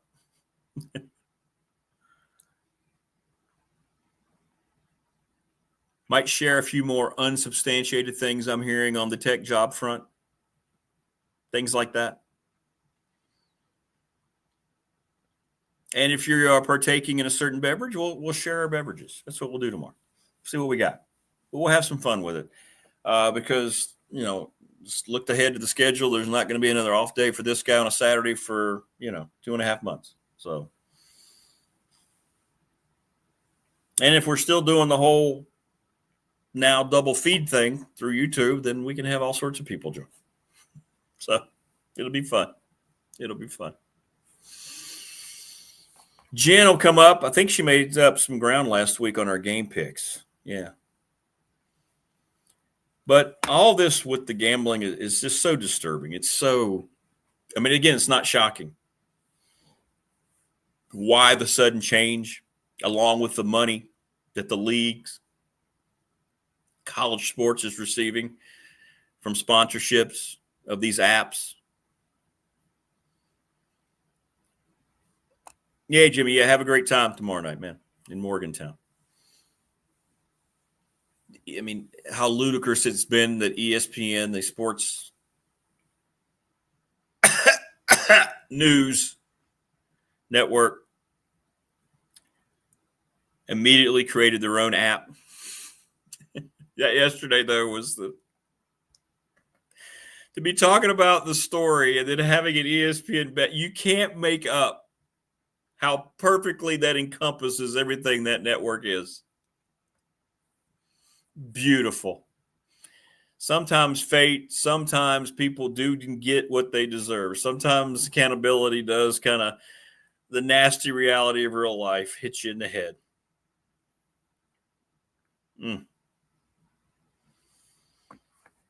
All right, Jason, I got your request for tomorrow, but send me the follow-up text that it's okay to have you. Don't send it in chat. Send it in text. That way I've got proof to forward if I have to. Everybody else has done that. Anybody who's requested, just let me know it's good to go, that you're good to go to be put on camera. Got to cover the tracks here. We've been on now. We're over 2 months on YouTube, and I got to be honest, they've been really good to me. They've been very attentive to the live channel. I get updates every week. We're crushing the metrics. We need more subscribers. It's free. If we get to 1,000, we're good to go for quite a while. 3 years worth here on the channel. So subscribe, like, and share. I know, Jason, but I need a sentence that says, hey, it's okay for you to use my image on YouTube. These aren't my rules. I know they're pain, but I'm just trying to cover the tracks. Yeah. BDST brought to you by Old Folks on Bingo. That might be the only thing that's not rigged in sports is bingo. Your mind goes everywhere. Now, you think about everything we watch, college kids when they fumble, because they're the most susceptible, you would think. The thing about this whole thing with the NBA, these are millionaires. These are people that already have money. Why in the world are they risking it all? And they have already lost everything because of Thank you. Thank you, Jason. I know. Look, I'm sorry. I know that's something that's not, you get I get it, but I have to do that. I got to do what they asked me to do. But they've been good to me. And now they've done this with the channel. They've put us out there. They created a whole different stream for people to promote us. I didn't ask them to do it. I didn't know it was going to happen until yesterday when you were telling me things look different. I'm looking it up, and I'm like, oh, okay. So thank you. Pat says it's hard for me to take any sporting event seriously anymore. And, that's the thing with me. I was all excited to be home tonight watching a Tech game, and I'm not accusing anybody, but now you're going to be watching everything going, all right, where's my first evidence that something might be going on here? I mean, it's just the way that it works. You'd feel better if people were out ahead of it that run the leagues, that run the professional sports. You'd feel much better about it if they would actually take some action against this and act like it's important, but they've all just ignored it because they're in bed with the gambling sites, the apps. How much knowledge do they have? I mean, the NBA looks even doubly worse, right? Another text, they are rigged up. The world is a stage. Yeah, it's kind of hard now to go against that. But they actually supposedly investigated Rozier. No, we don't have any evidence. And now he's got hundreds and hundreds of counts of evidence. Like, how does Adam Silver have a job this morning? Because he's played the political game that the NBA strives for. That's why. Why does Roger Goodell keep a job? Because he's bringing in money, and he's on the right side of that. But, yeah, it's kind of brought that whole thing. Yeah. Who knows? Yeah, millions and it's true. People who are rich want more, right? I've always heard that. If you have people who have a lot of money, they're looking for more and more and more. And they're not just satisfied. In most cases, there's always outliers. How much fraud, how much dishonesty is going on in college sports with officials? We've asked the question all the time. Professional sports, collegiate sports, why after the game, especially when there's controversy, why are you asking coaches and players to be able, especially college players, this is before they were paid, before the NIL. They would have to come up, talk about a game and say it was taken away at the end by a call or a lot of controversy. Then they're told they can't really address it, but yet those officials get to run off the court, grab their game checks, and leave the arena. Why do they never have to come back and answer questions? Why has this whole environment been pushed? And now when you see things like yesterday, it starts to kind of come into a clear picture, doesn't it? That says, imagine how much fraud is in the WNBA. Just kidding. No one is watching that. You are correct. No one is watching that. Their ratings they have the biggest star they've ever had, and they completely did everything they could to push her reputation out the window, to beat the hell out of her during the games. Caitlin Clark could have been the Bird and Jordan of the WNBA, and they didn't let that happen.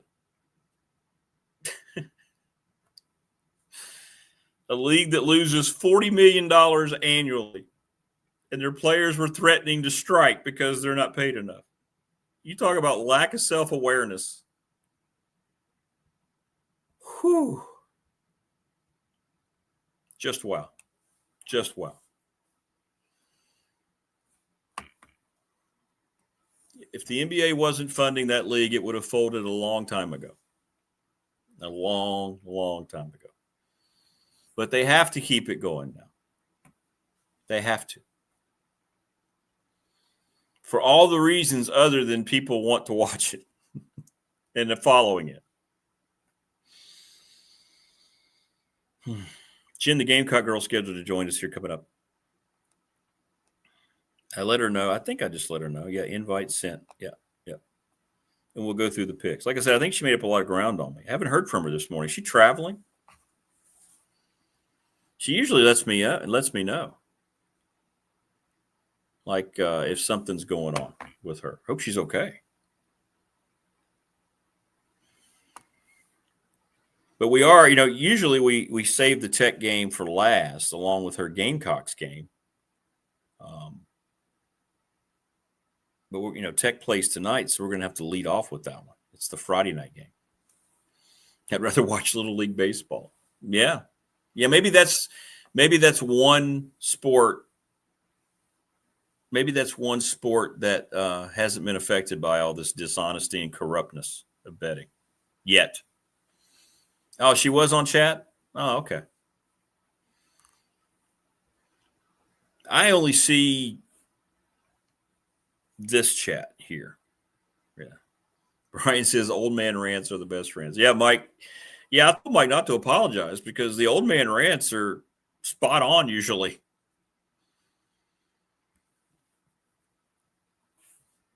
NBA has got to be completely and utterly just scared to death right now, by the way. They've got to be.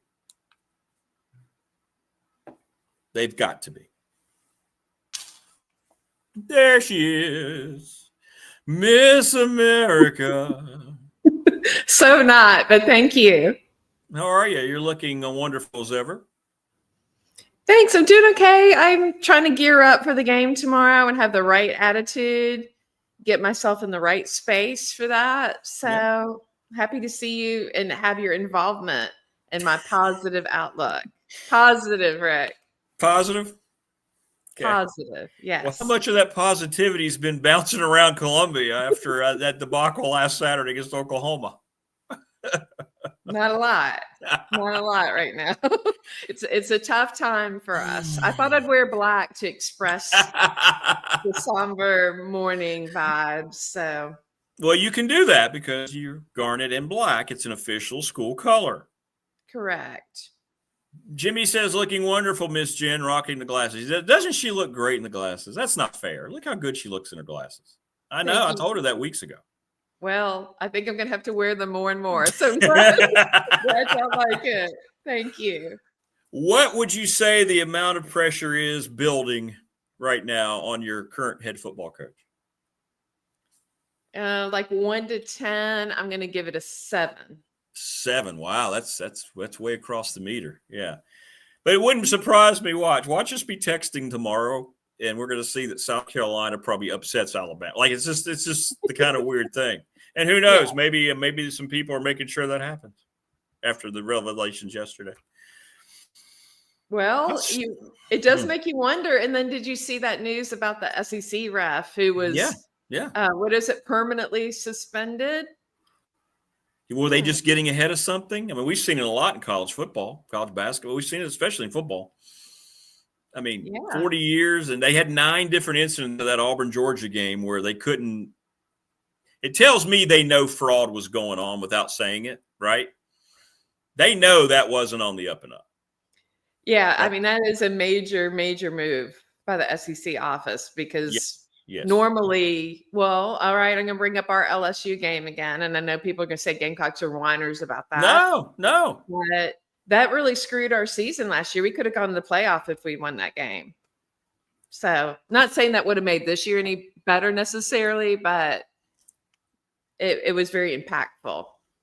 Tech fan can say the same thing about the Miami ending last year. Yes, I agree.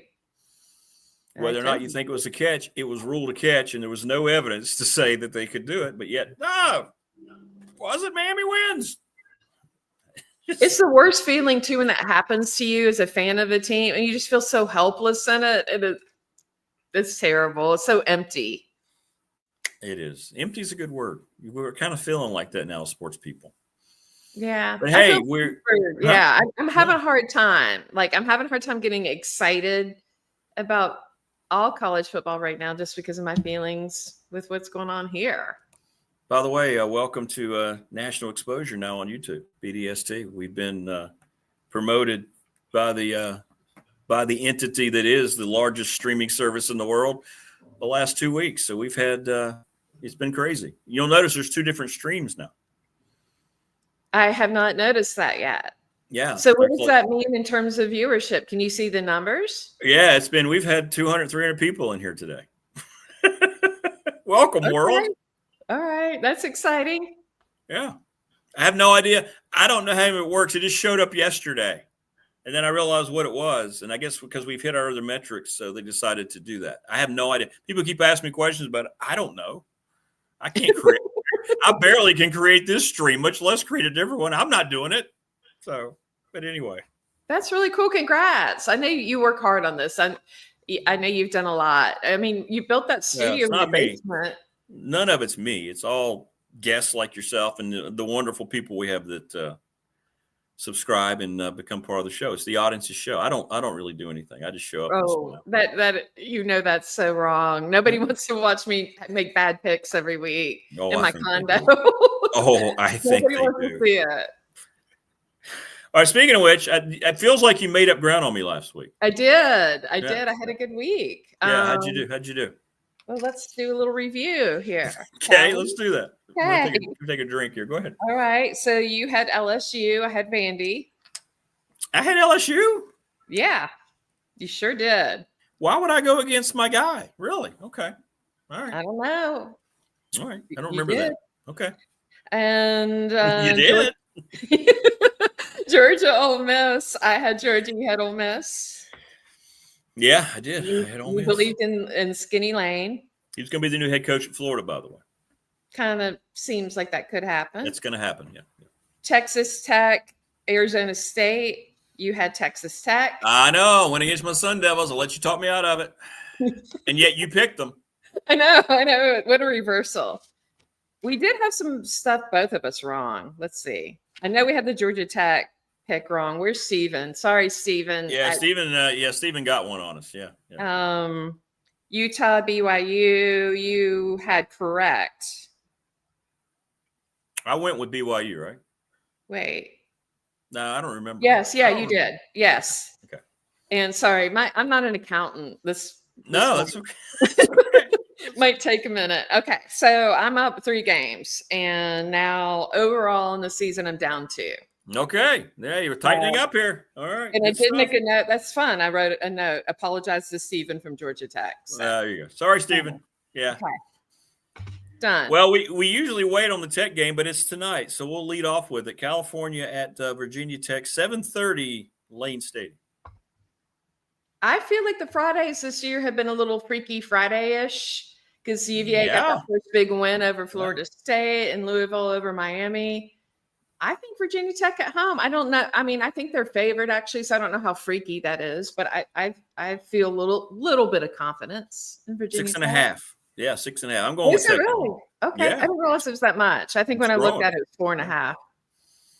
Yeah, I think Cal's got a lot of injuries that now are starting to be revealed. So yeah, watch for Tech to win tonight. I think they'll win comfortably. All right.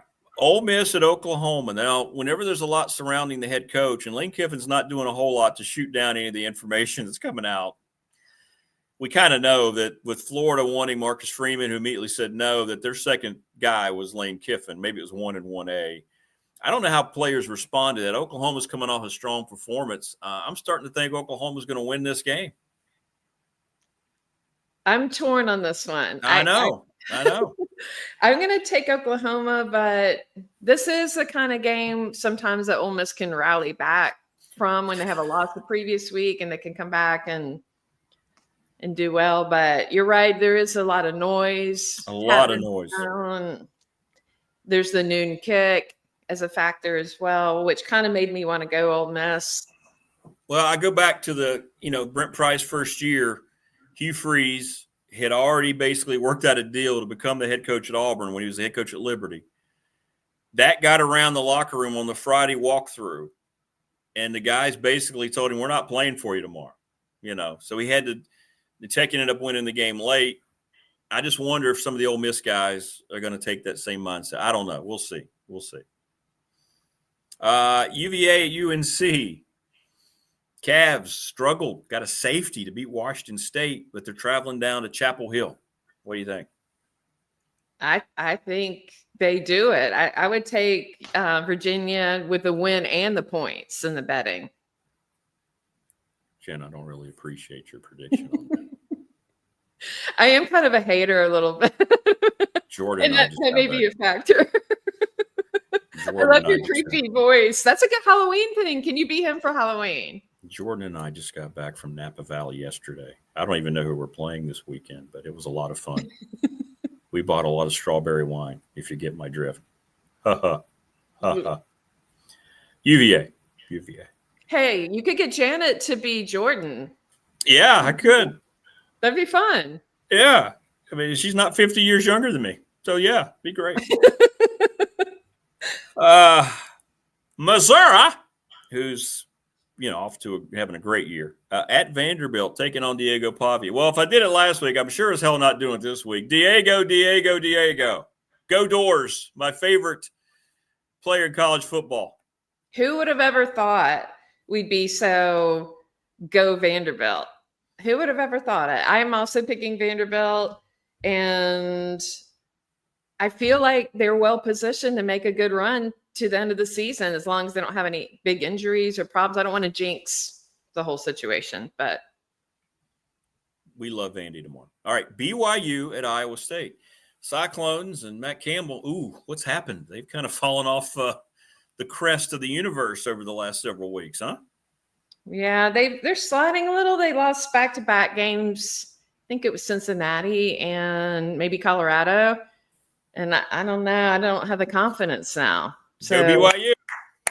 Mormons. They'll win. All right, Illinois heading up to the Northwest to take on Washington. The Huskies. The Dogs. Well, more bias at work here. I don't love Bielema. You hate Bielema. I like in a certain setting. I had boxing lessons for years. You and I talked about this because I know you boxed as well. Yeah. And I have a dream where I could actually punch him for some legitimate reason. And it's my moment of glory training for boxing. And I hope for it one day. Until then, I'm going to pick Washington. You're Washington at home. I'm with you. Baylor and Cincinnati, the Bearcats against the Baylor Bears. This is a good game. I threw this one on here. It was a 1-point spread. I don't know what it is this morning, but it was a 1-point spread yesterday. I checked it. I think it was 3.5. Is it 3.5? Okay. I think, if my memory's correct. Are we going with the Bearcats? Is that what we like? Yeah, I think so. Yeah, I'm going with Cincinnati. Texas and Mississippi State. I don't know. I have the word "and" in there. At Mississippi State. I know. I read that at first. I was like, "What?" I'm not that strong a typer. It's okay.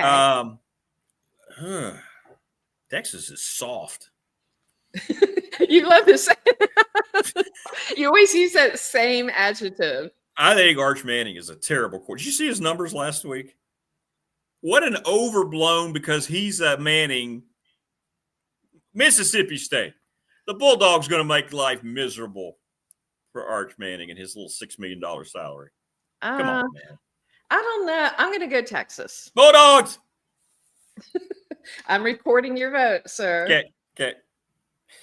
Texas A&M at LSU. LSU coming off that loss to Diego Pavia.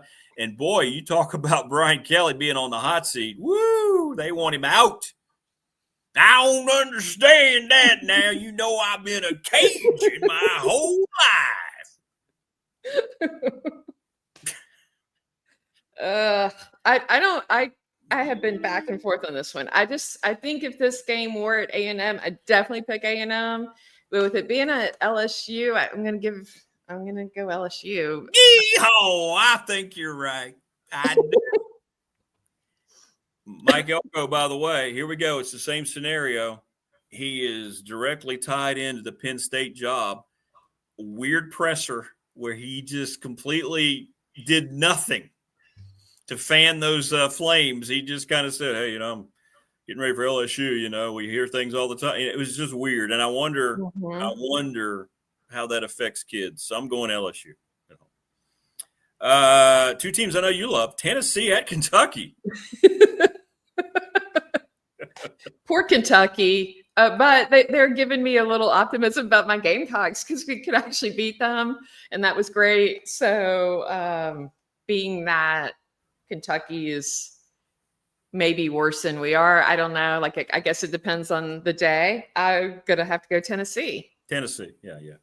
Mark Stoops hasn't been the same since you two had your falling out. Let's just say it the way it is. I mean, he doesn't like to talk about it, but it's pretty clear. I wish we were going to visit one of his bourbon companies or whatever he owns. I heard he's got a dynasty of businesses up there, and he's doing well. So why would he leave? He's going to be just fine when he gets fired at the end of the year and gets bought out, and he'll have his bourbon. Yeah, he's going to be just fine. Mm-hmm. There have been Tech fans who say they want Mark Stoops. What? Yeah, that was a while back. I don't do it. Don't do it. They won't. They're not. That's not happening. SMU at Wake Forest. Now, I know people are going to say why, but what is it now? It was 2 points yesterday. SMU was only 2-point favorites at Wake. They haven't been good on the road in ACC games. And Wake is extremely well coached. Yeah, but Wake's lost back-to-back home games. I don't know what to do. I'm going SMU. I'm going to go with SMU, but I don't feel good about it at all. Well, I had SMU circled on my notes, so let's go. Let's do SMU. We love SMU. And again, I know Rutgers at Purdue. You went, Rick. It was even yesterday. What is it this morning? That's Rutgers, why. I think it's Rutgers 2.5 now. No? I wonder. I don't know. I don't know. I'm taking your word for it. Okay. Rutgers 2.5. Huh? Question. Sorry to interrupt. No. Are they both You never interrupt 0-4 in conference play? Both of them? Yeah. Oh. Yeah, they both suck. Yeah.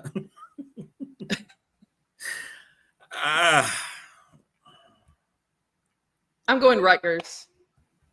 Yeah, I'm going Rutgers too. Oh. Greg Schiano. We'll give Greg Schiano the benefit of the doubt. Kansas State, Kansas. I didn't even put anything between those two. Just Kansas State, Kansas. Kansas State is at Kansas. Sorry. Well, let's go. I think Kansas State, just because their offense is considerably stronger at this point. Yeah, I like it's hard to pull against them once you get later in the season, no matter who's the coach there. I'm going to go K-State as well. That'll make K-State Rob happy wherever he is. I don't know if he's found us on the new YouTube channel. Anyway, all right, here we go. Big game here for Tech fan. I'll tell you why. Auburn at Arkansas. It's not speculation. It's pretty much going around that if Auburn loses this game, they will fire Hugh Freeze on Sunday. James Franklin, who I believe is going to be the new head coach in Blacksburg right now, if things were all even, really wants the Auburn job. More importantly, Jimmy Sexton, his agent, wants him to replace his current client, Hugh Freeze, at Auburn. So big outcome for Tech future, maybe head coaching consideration. I've got Auburn winning the game, but who knows what might happen. I'm going to take Arkansas. Ooh, well, if that happens, then watch out. I mean, I think Arkansas is better than their record indicates. They've had a lot of close losses. They've played well since they made their change too. I'll give them credit. A great quarterback. Taylor Green is it. He's awesome. So they could do it. And then that brings us to the game. What is it, tomorrow afternoon? Or is that a late game? It is. It's 3:30 or 3:45. I can't remember which. The Crimson Tide, who had that inexplicable loss to what was just a ghost-like Florida State performance. Coming down to Columbia, do they extend Shane Beamer's misery on Saturday afternoon? Oh, I'm getting dead silent. So what that means is Jen is going with the Crimson Tide against her team. And out of respect for her, I never make her say that on the airwaves. I hope that somewhere there's a secret play caller hiding out in the press box, whispering into a mic. Is Mike Shula still there? How's he still there? I don't think anybody else can call the plays, the offense. I think that's his security. The students had a Fire Mike Shula protest at our student center, but it wasn't well attended. Let me see here. What's the spread? What's it gone up to this morning? I haven't looked. Painful. Ooh. What is it? 12. Yikes. I mean, it's hard to win without offense. It turns out. It makes it very difficult. You're 12-point dogs on your home field tomorrow. Wow. You sure are. Yeah, Bama. I have a great tailgate, though. Can I tell you about my tailgate? Oh, I love to ask, because this is going to be, it feels like a good time for you, the 3:00 game, right? What's going on tomorrow in the condo? Yeah, I'm going to have a variety of catering platters available. I'm going to Lots do of some meats. sliders with tons of meats. I'm going to do a shrimp tray. I always like having a shrimp tray. It feels a little more upscale, easy to eat, like while you're watching football and talking with people. Good call. Good like call. that. Doing a tray of petit fours. What is that?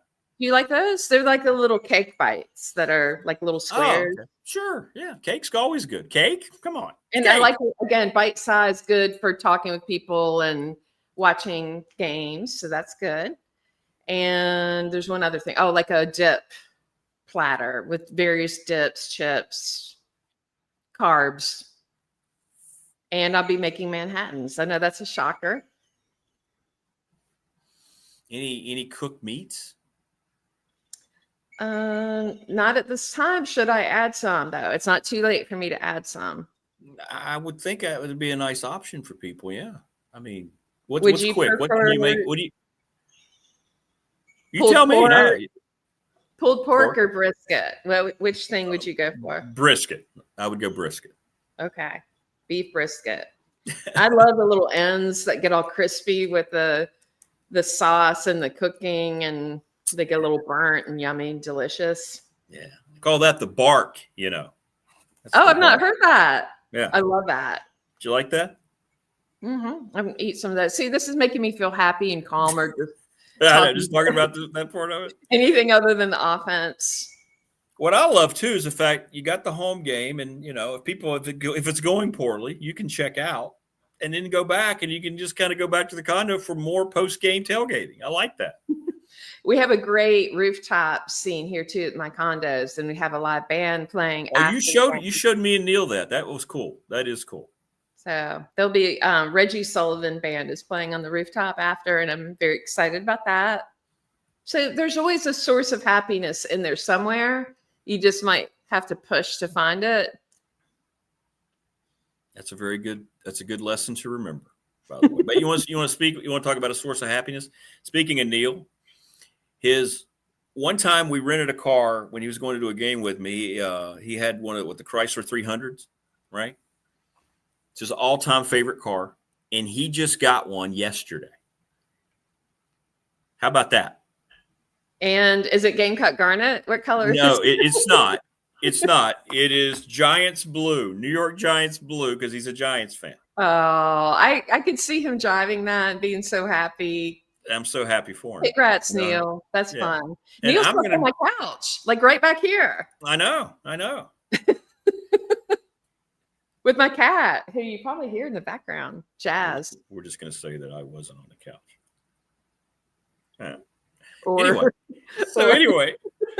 Anyway, he's got his car, and he showed it was there yesterday. I was heading out to go see somebody, and then I see it, and I didn't get a chance to look at it, but he's beaming with pride. He should. I'm happy. I'm thrilled to death for him. That's fun.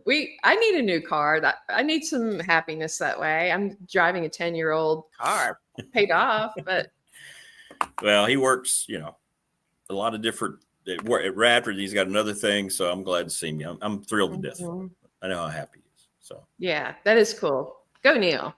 Speaking of which, I would like to right here in front of everybody and invite you on a date. Yeah, tell me more. Tomorrow night, we're going live in the evening at 6. Okay. Because it's going to be my last Saturday off forever. We have some other contributors who are going to come on. So if you want to ever jump on at any point, just let me know. Shoot me a text. Now, you'll be back at the condo. That might be fun. We could talk to some of your peeps and just see how it went, get a vibe. Okay. I know you're busy. You'll be having fun. Well, probably not going to have a lot of fun tomorrow. But you know what I mean. Afterwards, you will, beforehand. Mm-hmm. Making my own happiness. Correct. So if you want to join us, just let me know. Okay. Are you going to be in your PJs? Is it kind of like a slumber party? Are you going to be? No, I'll be more casual, but I'll be coming back. I have a broadcast tomorrow, but I'll be home about 4:30. It gives about an hour and a half to get ready. And it's going to have like a fan fest tomorrow. People are going to jump on with you. You can get up to 6 people on the screen. Okay. So that's I'm one of your 6 that got invited. So I made the top 6. Yeah, you're right there. You're right. Well, we're going to have fans on the screen too. They're sending me their emails, and they have to tell me it's okay to have them on. But yeah, we're going to let fans get involved. Who knows which direction it may go. Okay. I will report in for at least some of it. How's that? That'd be great. Just to have you on for just 5 minutes would be awesome. Okay. That live band starts around 7, and I want to hear some of that. So maybe before that. Okay. Yeah. You may not be in any condition after a couple hours of the live band to jump on. But again, that maybe you would. Maybe you would. If we win, I've got to hold out hope. If we win, then it could be a really epic experience. So see, that might exactly, if you win that thing, which by the way would not surprise me at all, just knowing how things go. Yes. Yeah, then you want to jump on and you want to say, hey, look what happened. Yeah. And Wayne's right. Yeah, I'll have my cheetah robe on tomorrow night. So it's going to be great. What? Did you say something about a robot? No, cheetah robe. I'll have my cheetah robe on. Oh, cheetah robe. No, robot. I haven't completed her yet. And I was having this weird, creepy AI vision of what both are pretty funny, though. We're tinkering every day, trying to. That's who Janet is. That would be a great platform. Yeah, just make it a little robot. Yeah. Okay. But anyway, that's my invite to you. So if you feel like and you want to, let me know. Okay. I like that you invited me on a date formally. That's way better than today's generation with the, hey, do you just want to come hang out, Netflix and chill? You said, I'd like to invite you on a date. There you go. And nobody in chat will question you on your food. You won't have anybody with scales. Yes, no more scales. None of that'll happen. Yeah. Okay. Yeah. Sounds good. All right. Well, we'll see how we do. And as always, good luck tomorrow afternoon. Thank you. Go Hokies. Go Cows. I want the Hokies to win too. They're going to win tonight. Yeah. Are you going to send the pregame pick? Do we get a pick tomorrow? Yeah. I may actually wear those garnet leather pants tomorrow. Hey, we're talking. It just depends how hot it is. If it's tough here because it's still really hot here. Well, I know how hot it's going to be. I love those pants though. I feel like swaggery in them. I walk differently. So I feel like maybe I need that tomorrow. Well, and you're going to need that swagger for your team tomorrow. So maybe I think that's the way you have to go. I'm trying to live my life in such a way that every move I'm making is sending good juju directly to the team, to Mike Shula. I'm trying to help as much as I can, or the secret play caller, whomever that might be. If it happens, only positive juju. I'm trying to remain there. You know how I live my life, Jim? In which way are we talking about? You know how I live my life? I live my life 1/4 mile at a time. From the Fast and the Furious, I believe, or Turbo, one of those two movies. I don't know. Okay. I figured it was a reference of some sort. Well, they had this big profound moment. And they zoom in on him. He goes, you know how I live my life? And they're like, oh, I live my life 1/4 mile at a time. Okay, good for you. Yeah, good talk. I feel like this are the kinds of guys I've been on dates with for like 20 years. Hey, how are you? Hey, you got a South Carolina fan says O-line is back. Sellers be able to take his time through the ball. Look at that. You got some optimism here. Positivity. Let's go, positivity. There you go. Let's go, Cox. There you go. And it's alumni band weekend. I'm not marching this weekend, though. Okay. But I will be attending some different, again, more positive juju-oriented events before the game. So let's bring it. This isn't a dominant Alabama team. It's not like this isn't Nick Saban bringing down his national champs, you know? Well, when was it 2010 when we beat Alabama when they were number 1? There you go. Was a fun, beautiful day that I will never forget. There you go. Here at Williams-Brice. Who was the coach then? I'm trying to remember. Was it Saban? Who was coach? Your coach. Oh, Spurrier. Sorry. Correct. And we all know your affinity for Steve Spurrier. And rightfully so. I will love him forever. He's a hell of a coach. He was a hell of a coach. I'd love to be his next wife. I know you would. He's pretty skinny, though. I definitely outweigh him. You need to play that. We need to play your message next week. He did for you. That'd be great. Yeah, it was sweet. He said my last name so well, and just very, very sweet. I know. Caring, compassionate. You've had two of the most underrated, greatest coaches of all time, Lou Holtz and Steve Spurrier. Lou Holtz, hell of a football. People don't understand how good. I think they do. He doesn't get talked about enough how good he was. He won everywhere he went. Yes, and if you think about that first year, I think it was he was here, we were 0-11, and then what he was able to do with us, and when he led us to those back-to-back. I know. Ohio State beating bowl games in Tampa. That was a good time. I had such a fun experience as a fan then. I know. Anyway. But I'm not in love with him in the same way. He's a little spitty and. No, I understand. Spurrier was. I get it. Spurrier's number one in my heart forever. I know. Well, listen, you enjoy tomorrow. Hopefully we'll get the pick and maybe you'll join us tomorrow night. Okay. Thank you for the invite. Go Cox. All right. There you go. Jen the Gamecock Girl joining us on the program. Always great to see her. And it's always great to hang out with you. Thanks to all of our great guests again today. Thanks to all of our wonderful sponsors. Couldn't do the show without you. Family Fencing, sponsor of our studio. Mark Hunley, McClellan Chiropractic. We thank them. Professional Door Incorporated. Travis Williams up in Dublin, sponsor of our text line. We want to thank, obviously, the attorney Ryan Pry. Our BDST fan question of the week. Little River Heating and Air. We're presented each and every day by Pulaski County Sports and Entertainment. National Bank member FDIC. My banking partner for the last 35 years. They're our exclusive banking partner. I want to thank Harvey's GM, Lawson's Mobile Home Supply, and thanks to the NRV Super Bowl. A lot of stuff happening next week. Filmation, Todd Grantham, I believe, on Monday. Mike Young, I don't know the day yet. I'll let you know. Please come hang out to us tomorrow evening, or with us tomorrow evening.